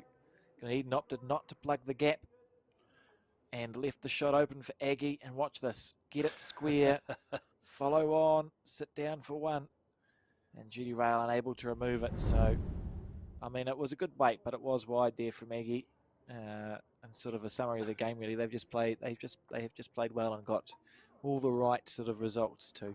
They sure have. So we're playing end 14 of the 18 ends and now 16 for 2 Bridge Park. Of course, a maximum of 6 shots available on any end. So at this stage, Bridge Park are two ends in front. So really, we need to see Glen Eden score here, and that's a great first bowl from Davulka Bulog. That's exactly what the Glen Eden team need, and so well done. And Kirsty Hill now with her second bowl, and she's close. On the back end side, Kirsty Hill, and as we see it just snuck underneath. Thank you for tuning in. If you are, well, obviously you're tuning in or you wouldn't be watching. This is available, of course, on the Bowls New Zealand YouTube channel and the Bowls Auckland YouTube channel. And there's 3 separate links for the 3 games. After this, we're broadcasting the women's final, and after that, we're broadcasting the men's final. Now, the plan is at 12 o'clock to broadcast the women's final, and I think 3 o'clock to broadcast the men's. So that's the plan. That's when we are hoping to go live with those finals. So note it down. You'll have time probably for a cup of tea and a biscuit after this game before we broadcast the women's final at 12, and then we'll see how that goes and hopefully broadcast the men's at 3. And like I said, it's available on both the Bowls New Zealand YouTube channel and the Bowls Auckland one. If in doubt, just go have a look on either of our Facebook pages, either the Bowls Auckland one or the Bowls New Zealand one, and you'll find your way to the right link there. And look, right on cue on this 14th end, Davulka Burlog's played probably best end. Yeah, her best end of the game, and they lie 2. And Lynn Lopez just going to drop short. So it's 2 to Glen Eden. And for the first time, a bit of pressure on Leslie McClendon and Aggie Motu to try and draw a close shot. Leslie McClendon again, just a little tight down this backhand side. And a polite applause from Aggie Motu, but 2 to Glen Eden. They need this too, and they need and probably more. And this time, Lynn Lopez just changing over to the backhand, just to try and avoid that last bowl of Leslie McClendon's, which is slightly in her eye, and she's played a good bowl here. So great bowl from Lynn. That'll be the shot itself, and that's 3 shots to Glen Eden. That's good bowls. That's great bowls.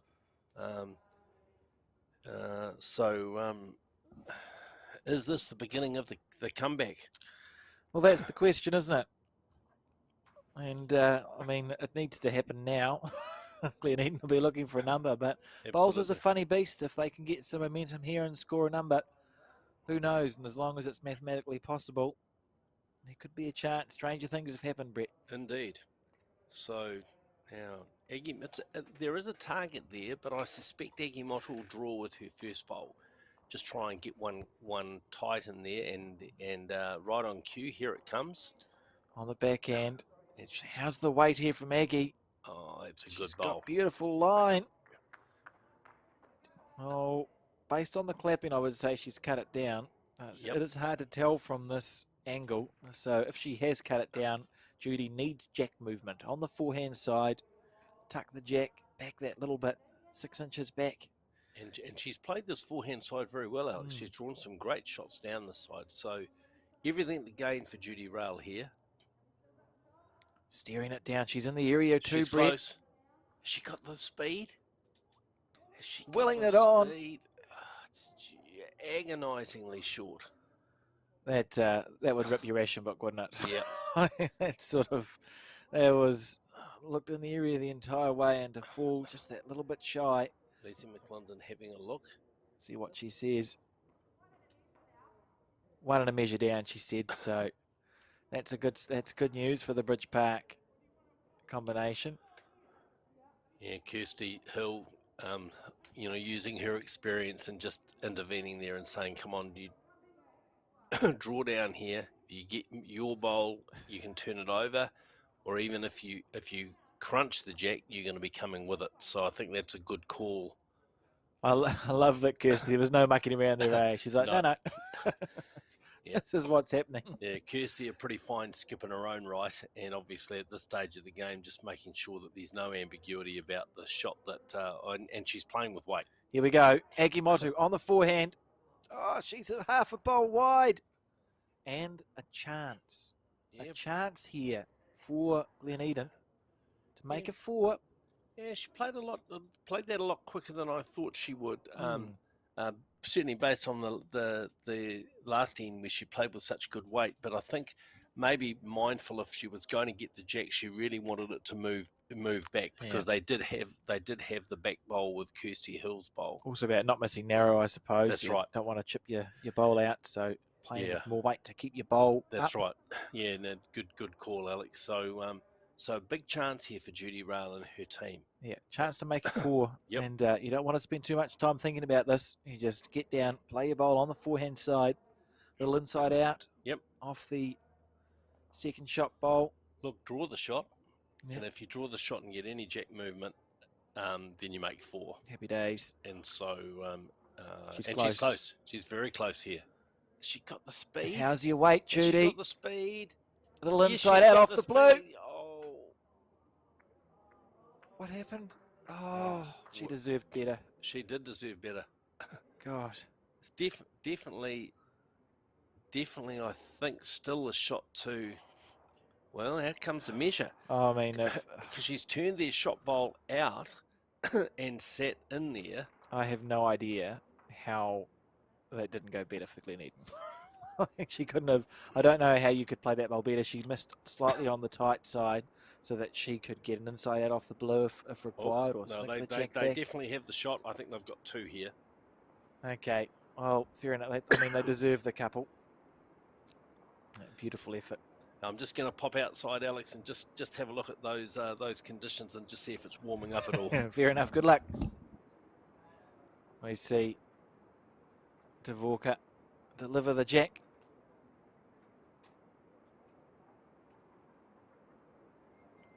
As the rain tumbles down. And I always want to finish that by saying in July, but that's a song and not the weather conditions. It is wonderful to have this undercover facility at Royal Oak Bowls.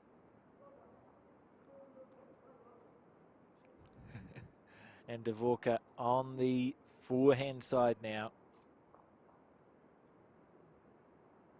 Lovely delivery.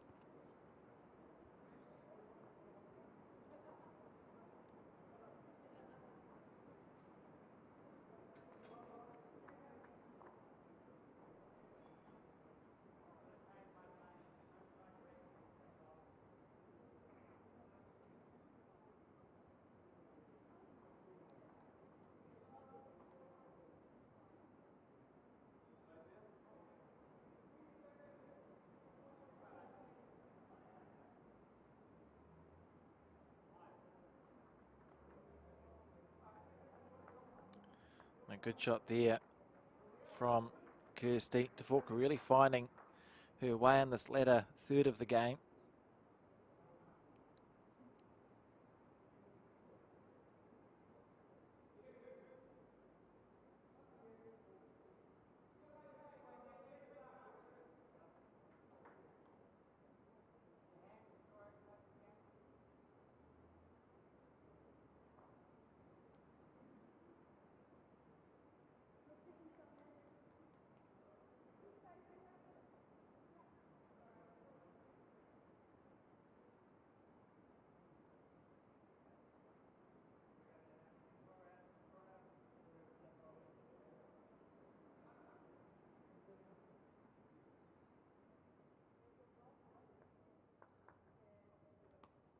And Kirsty Hill with another great bowl. Look, 2 bowls just essentially, it's essentially perfect lead bowls, really.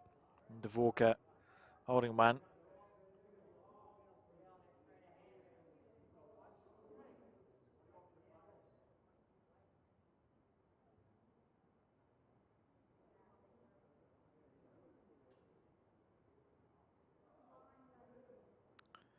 Interesting that Judy's asked, and his backhand shot that's blocked up now, so Glen Eden will have to play the forehand anyway. 10 the difference.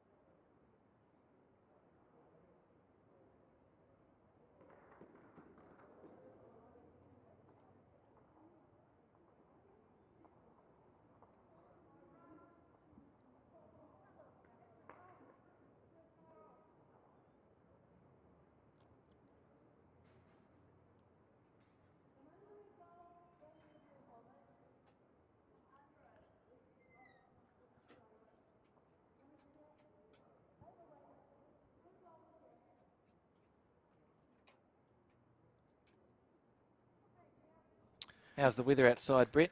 I can confirm that it's a lot warmer in here, Alex, than it is out there, and I admire the fact that some of the players are playing in their shirt sleeves because it's crispy, but definitely a lot warmer than when we arrived this morning. So uh, and I think hopefully over the coming hours it'll get a lot more pleasant. I've been trying to think, because I think we should come up with names for the covered facilities that we have. I know in Australia they have like a name, like call it the Yep. Dome or the whatever. I've been trying to think of one that we could call the new Royal Oak covered facility, and I've got nothing's come to mind, but I'm open to suggestions. If we can think of something to call this indoor green, what would we call it? Well, yeah, that's a good challenge. I mean, if we were channeling Bob McDonald, we could call it Porky, which it kind of does look a little bit like that. Of course, uh, one of Royal Oak's most favoured players at the moment is Michael Galloway, who is universally known as the Gannet. So we could call it the Gannet The Colony. Gannet, yeah, the Gannet colony. Gannet Colony, and there's possibly a few other Gannets there. I'm about to get myself in lots of trouble by making that remark. Yeah, we'll stop at that point. But look, maybe we could ask our viewers if anyone would like to come up with a suggestion for the Yeah. name of that, and we'll provide a chocolate fish to the most creative name that we can. I guess if you looked at the Royal Oak Clubhouse, we could call it the Brickyard, because that's that's a name used in other sports, particularly in American sport. There's a famous stadium called the Brickyard. So let's have a see what Yeah, our I'm what sure our we can think of something before the end of the day. I'm sure something will come through. maybe the Palace. The You know, Palace. Royal Oak. You know, but the I like the the Palace. Palace. Um, That's my favourite one. all right. Okay. Well, it's certainly a lot better than Porky. Yeah. Yeah, and I don't think Michael Galloway would particularly like us calling it the Gannet. Gannet Yeah, Colony. yeah. So back to the bowls. It's 1-2 to Glen Eden. I guess it feels like we're sort of winding down a little bit in this game as we come to the conclusion of the 15th end. So one here gets gets us to a 16-7 scoreline. And just looking at what the players are going to do, no, it looks like they're happy to keep playing, and so they should. I mean, until I'm a great believer that until it's mathematically impossible to win, you should keep playing, Mm-hmm. because you do never quite know in this game what's possible, and it only takes one big end to turn things around. So we've now played 15 ends. The score is 16-7 to the Bridge Park combination of Kirsty Hill, Leslie McClendon, and Aggie Motu, and they're leading the Glen Eden triple of Dvorka Bulog, Lynn Lopez, and Skip Judy Rail, who just straightens the jack up here in the semi-final of the Bowls Auckland Women's Champion of Champion triples. So been great to see Dvorka Bulog really come onto her game a little bit in the last few ends, and that helped Glen Eden chip away at this lead. Absolutely, yeah. It's one of those games where Glen Eden would wish they'd started from scratch about 4 or 5 ends ago. So they've been certainly a lot more competitive in the last third of this match. Absolutely. Nice line there from Dvorka, but just pulling up a little bit short. And Kirsty Hill, characteristically very quick into her work. I don't think I've ever seen a Hill who plays slowly. No, it's not in their DNA, is it? And that's a good opening bowl from Kirsty Hill. She's been very consistent in the semi-final, and is a big reason why Bridge Park have got out to this 16-7 lead. our scoreboard on screen says 16-9, but actually it's 16-7 to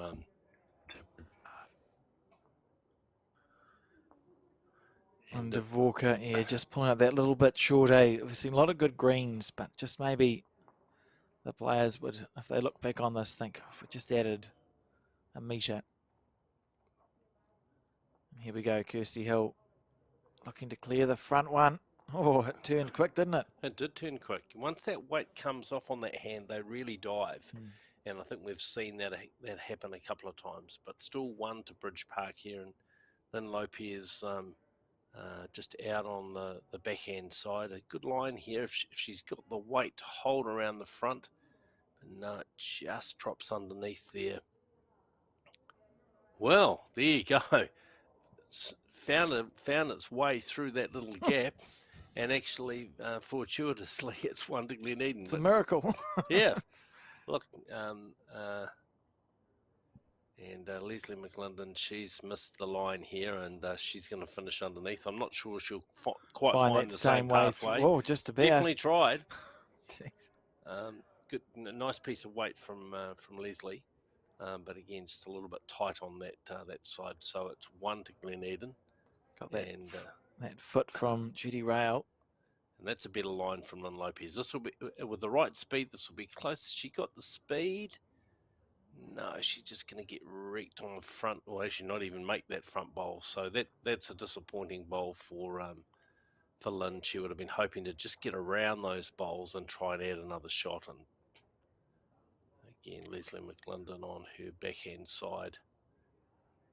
Just going to drop around the front. Is she going to have enough weight to get the shot? Trying. Just short, I think. Yeah, didn't quite make it. There's a good group of bowls there. We've got 6-7 bowls within sort of a bowls mat space, but all slightly short of the jack. And a few of them on the tight side. Like that, so many bowls to try and get through, isn't it? Yeah, it would be interesting to see whether Aggie Motu might play with a little bit of weight on the other hand just to try and turn those bowls over.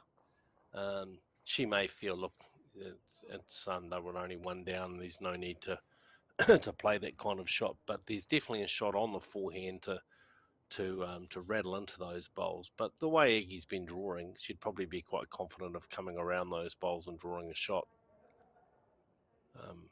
But first it'll be Judy Rail, looking to see can she add another shot for her Glen Eden team. She's close. On the backhand side, down to the weighty. I think she's going to join the group, Brett. Oh, not even quite join the group, just falling that little bit shorter again. And just been a little bit inclined to be short coming in this direction with her first bowl. And at this stage of the game, they need to make every one of those bowls count. Aggie Motu out on a good line here. This is going to be very close, Alex, if she's got the speed.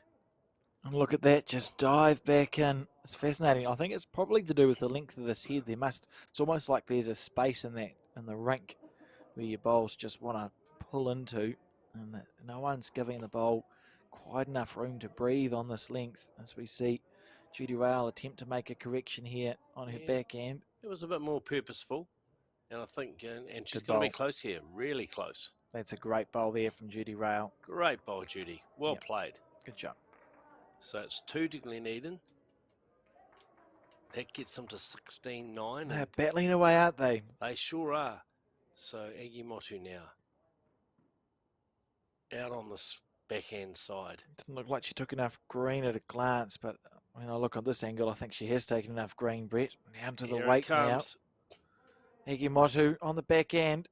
Look at that. That is absolutely magnificent. Yeah, look, just a great bowl from Aggie Motu. It just doesn't get better.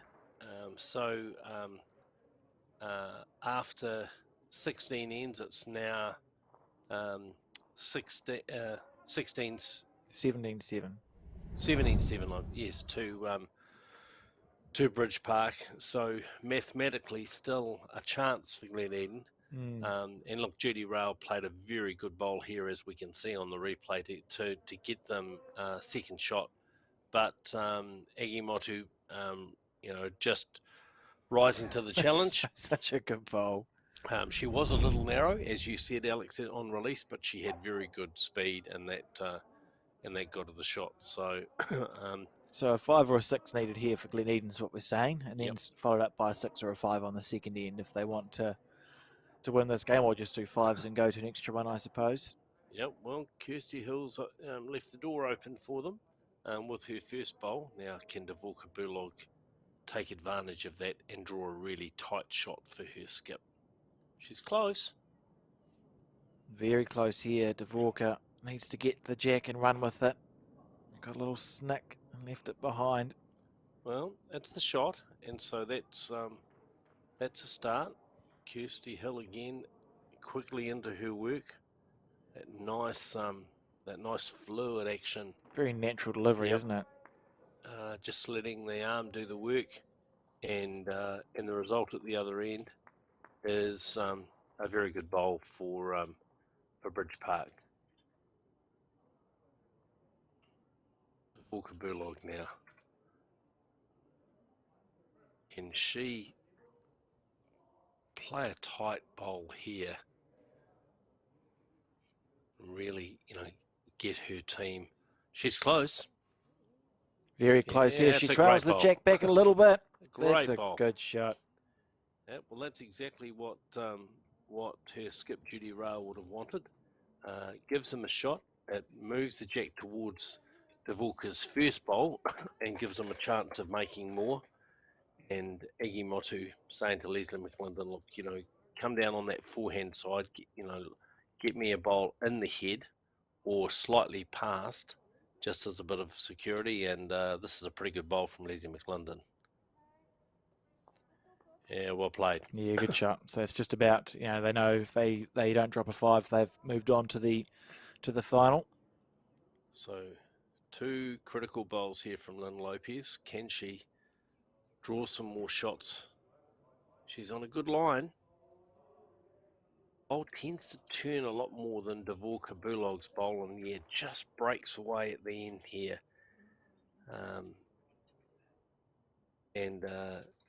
Hard to make those short bowls count at this stage of the game. Aggie Motu, I think she'll get Leslie McClendon to change her hand. She won't want to knock that bowl of Lynn Lopez's up. Bridge Park only 1 down, and as you say, Alex, it's just about managing the scoreboard now. Making sure that you don't drop any more than a 1 or a 2 here. Absolutely. Leslie McClendon just bowl break into the head, but doesn't have the speed. Beautiful line, but just drops about a metre short, and so it's still 1 to Glen Eden. Great bowl of Dvorka Burlogs, and Lynn Lopez out on a wider line here, and you'll see her bowl really start to break towards the end. She gets a lot of turn out of that bowl. Won't quite get second shot, but look, it gives them a third and a chance for Judy Rail to maybe sit that bowl of Kirsty Hills through and make 3 or 4 and give her team a chance to stay in this semi-final of the Bowls Auckland Women's Champion Triples. But in the meantime, first it'll be Iggy Motu to play her first bowl of this 17th end. And the way she's been playing, Alex, let's not be surprised if she draws the shot. Absolutely. And just for the viewers, if this game does conclude on this end, we're going to cut to highlights. Then we're going to watch the end of the other semi-final, see if we can get a preview into the team that we'll be seeing take on Bridge Park in the final of the Champion of Champion Triples. So don't go away. We'll cut to highlights, and then we will move over to that other semi. So if you want to see who wins that, hang around as we see Judy Rail on her backhand.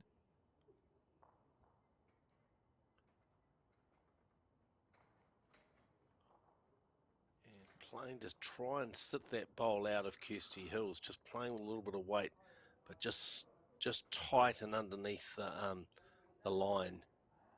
Another bowl on the head, but probably difficult to make that one count. So Aggie Moss will just be trying to draw another bowl into the head, just try and consolidate the position for Bridge Park, and quite frankly, difficult to Yeah. see a chance for Glen Eden to really score the number of shots they need to stay in the game here. Feels like they're just playing it out, doesn't it, Brett? Just going, well, we've got bowls in their hands, we may as well roll them up the green. And, of course, with the new rules, if you can't win the game mathematically and it's in post-section or a must-win situation, it finishes, it stops. Indeed. And so this will be the last bowl of this match. Yep. Judy Rail, is she going to finish with a bang? Square onto that one. Oh, just underneath it. And that's the summary of the game for me. You know, within a bowl from Glen Eden, and we're going to see a handshake here. So the rules state Yep. you're finished now. Yep. So we'll see a handshake, and congratulations to... Yep, I think they've had a look at the board and realised that the maths is not going to work in this case. So congratulations to Kirsty Hill, Leslie McClendon and Aggie Motu of the Bridge Park Club. They have won the semi-final of the Bowls Auckland Women's Champion of Champion Triples in convincing fashion over Dvorka Burlog, Lynn Lopez and Judy Rail of the Glen Eden Club. And so now we will check out some highlights, but don't go away, because when we return, we will be watching the end of the other semi-final between the Titirangi RSA and whoever they're playing, Brett. They're playing Te Atatu, I believe. Yes, Te Atatu, that's right.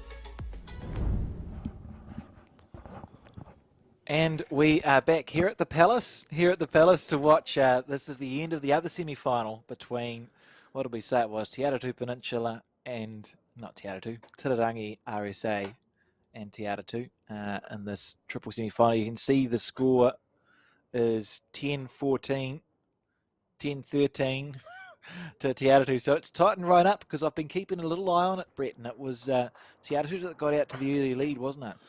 Yeah, and on paper, the Te Atatu team, Lauren Mills, Marion Hakaraya, and Robin Rehan, a pretty credentialed team. Lauren Mills recently runner-up in the in the Bowls 3-5 national finals, playing for Te Atatu, and Lauren also a member of the Takapuna Club and part of the success that that club where I play has had over recent years.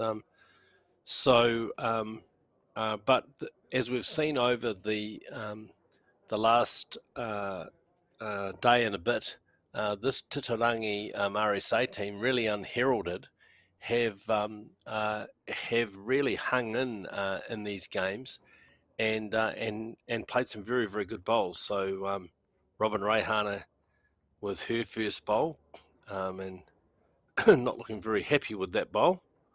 And she's just ended up a little wide. Certainly have. And there's Carol Berry. Must be the two.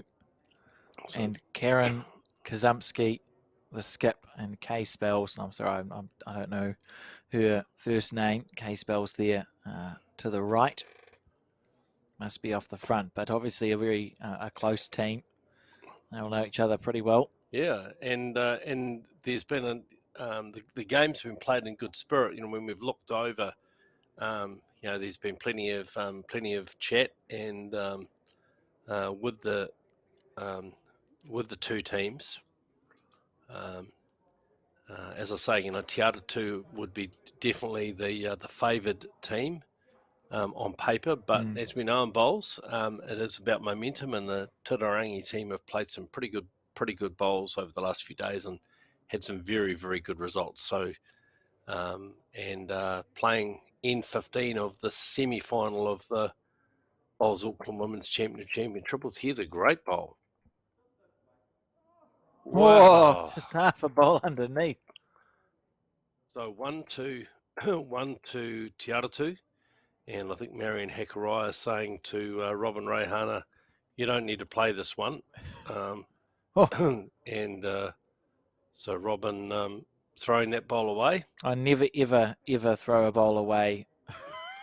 I've seen that go far too badly wrong, Brett, when they just you chuck it up a rink or up a mat and go, I don't want it. And then you go and destroy the head. Yep. Either play a wrong bias, place it, or draw real short. Yep, I think it was early in my career, played a lot of bowls with Phil Scogland, and his view was you either play a deliberate shot or don't play it at all. Yep. And I think because, you know, bowls are unpredictable objects at the best of times. Just looking next door, a pretty tight game in that men's semi-final, playing the last end there, and the crack Royal Oak team of Gavin Brown, Martin Dixon, and Mike Galloway, I think, playing a Te Atatu team, I think, in the semi-final, and having a pretty tight. Or it's the quarterfinal there. Quarterfinal. Two Bluchers and Brendan Kelly, who's also the greenkeeper in that quarterfinal. So obviously quite a tight game. Little huddle going on there with the Titirangi team, as the umpire comes out just to look at the. Oh, she's forgotten. She's forgotten her tape. Length of the jack. Yeah, there was no tape down there. Maybe just stepping it out. Yeah, and I think there was an expectation that the tape was at the other end, but it's not. There's Adam Blucher playing his bowl next door. He's obviously skipping that Te Atatu team in the semi-finals in the quarterfinals of the men's event, playing Royal Oak, and on this rink, we're watching the semi-finals of the women's champion of champion triples between Te Atatu and Titirangi RSA, with Te Atatu currently holding the advantage at 15-10 as they play the 16th of 18 ends in this semi-final. The winner to play the Bridge Park combination of Kirsty Hill, Leslie McClendon and Aggie Motu, and we watched them win their semi-final against Judy Rail's Glen team in convincing fashion.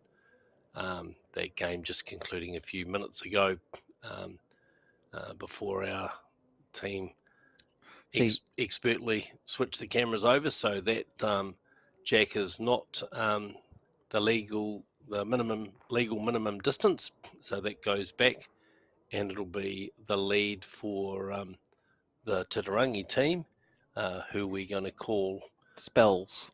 K Spells, to deliver the Jack. We'll get her Christian name for you shortly, and it's a long end that she has delivered. I can tell you the Point Chev team, Colin Williams, you can see in the background, they've prevailed over Blockhouse Bay, 16 points to 15. So they're through to the semi-final. Wow, that's a good effort because they were definitely trailing early in the game. Well, looking at the scoreboard, they were never in front until the last end. So I think Colin probably a bit stressed out along with the rest of the Point Chev team. And if any Point Chev supporters or club members are tuning in, happy to tell you and pass on that news. The Point Chev Pirates playing at the Palace. So good. A bit of alliteration there, isn't it?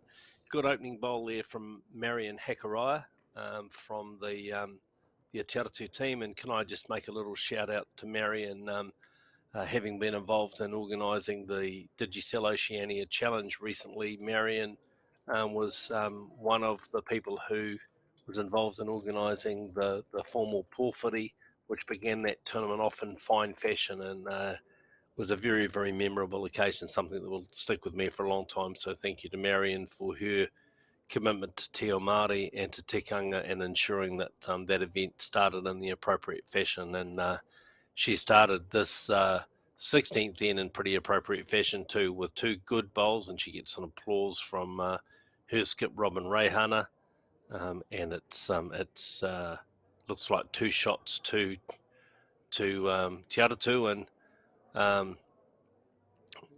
narrow and heavy bowl here that looked like I described that as a nervous bowl, Alex. Clearly hands on her head, and obviously having a good laugh about that. But as it turned out, finished in a good home, and not the end of the world for the Titirangi RSA team. And I can tell you that the lead's Karen and the skipper's Karen, and the two is a Carol. So okay, so Karen, and Carol. Yep. So that was Karen Spells off the front, Carol Berry in the middle. This is Carol Berry, and the skip Karen Kazumski. So apologies to the Titirangi team for not knowing all of their names, but we weren't expecting to be broadcasting their game, but it's a nice bonus that we get a chance to watch these last few ends. So currently Te Atatu holding shot is Lauren Mills, playing in the measurer or second position for Te Atatu, delivers her second bowl of the 16th end, and she's just going to come around and finish in behind there. Probably a good bowl for Te Atatu. 5 up on the board, 2 up on the head. And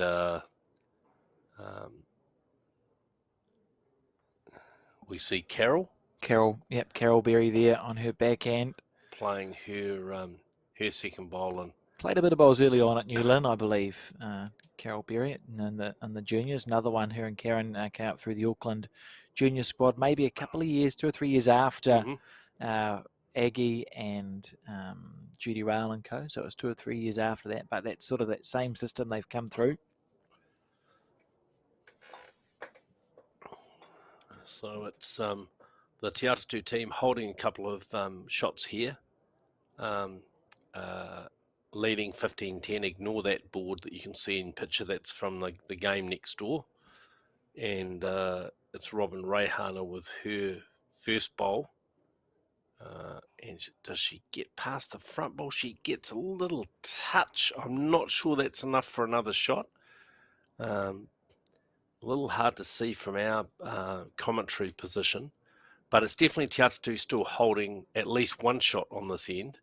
And Carol Berry puts her foot down to say, look, here's where we can get a shot. And Karen Kazumski. Kazimski, sorry.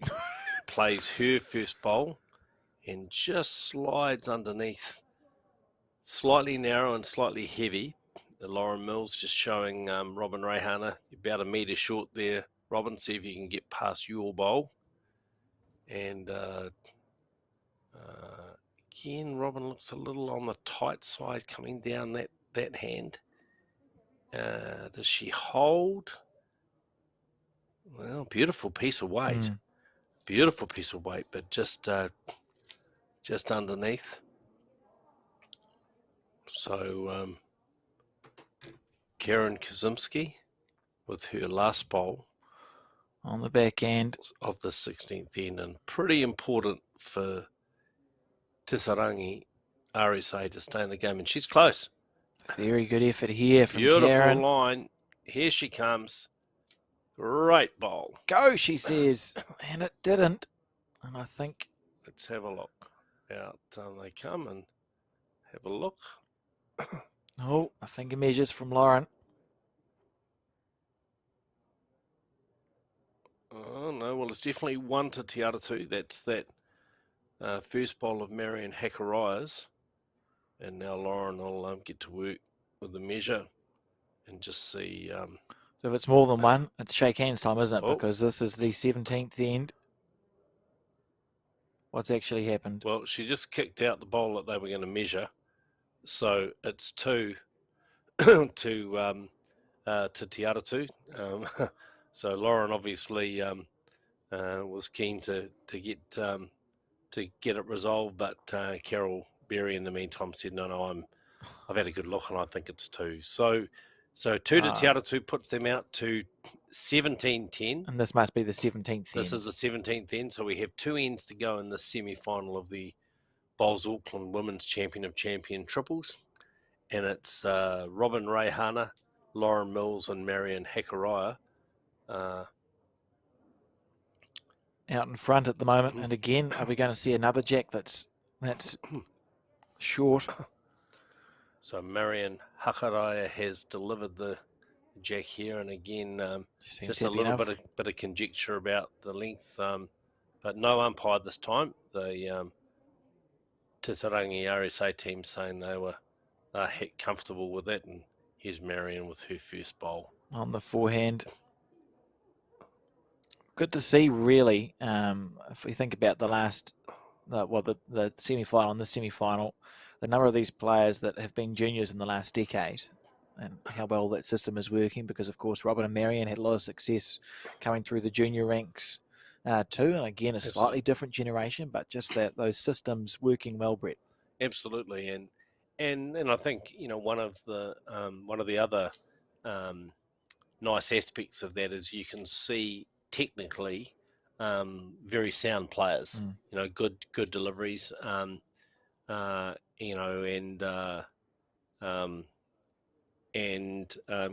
that's why they're successful, because it is a game where you don't have to have a perfect delivery, but you just have to try and deliver the bowl the same way every time. And if you can achieve that, then you've got a pretty good chance of being successful. So Karen Spells here with her second bowl. I believe, sorry to interrupt you, Brett, that Kazimski, well, I'll just call them two Karens and Carol from Titirangi RSA, won this event in 2021, the Champ Triple. So they've had success here before and looking to back it up here in 2023.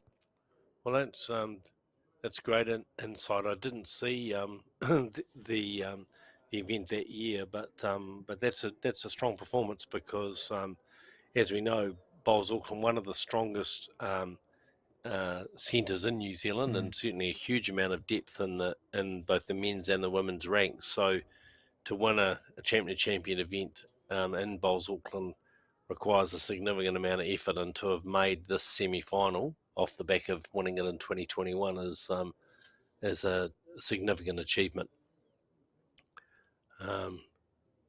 And Carol just slipping past, so it's still 1-2 the Marion Hakaraya bowl. Lauren Mills now with her second bowl of this 17th end, and just breaking in towards the head here. Is he going to have the speed? No, she's not. She's short. So 1 over, 1 under. And Lauren looking a little bemused about that. But at this stage of the game, unless something dramatic happens on this end, this will be the last end of this game. The Titirangi RSA team will be beyond the point of no return. So a bit of a mid-rank conference. Obviously just making sure that they've got all of the positions covered here. Robin Reihana with her first bowl. Very competitive skip. Yes, very much so. And plays a good aggressive game too, Yep. Brett. She's not afraid to play a shot when it's on. Yeah, I must say I always enjoy watching Robin play, and she's also a very tidy draw player, as we can see with that first bowl from her. So that's 2 shots now to the Te Atatu team, further consolidating their lead in this in the semi-final. And unless Karen Kuzimski can rescue things here, this will be Robin Reihana's last bowl of this semi-final. And it will be that team that we watch take on the Bridge Park combination. And what a final that is promising to be, Brett. Yeah, it should be a cracker. 2 very good teams, both drawing and attacking wise. So Robin Reihana with what I think will be her last bowl of this semi-final, and just looking to try and cover those bowls. And yeah, she's finished in a great spot. That's a great bowl. She gets applause from Lauren Mills, having done exactly what she was asked to do, which was to cover potential jack trail there. And Karen Kazimski will play this last bowl of the 17th end and potentially the last bowl of the semi-final. She's looking for that jack. Here we go. She's got the jack.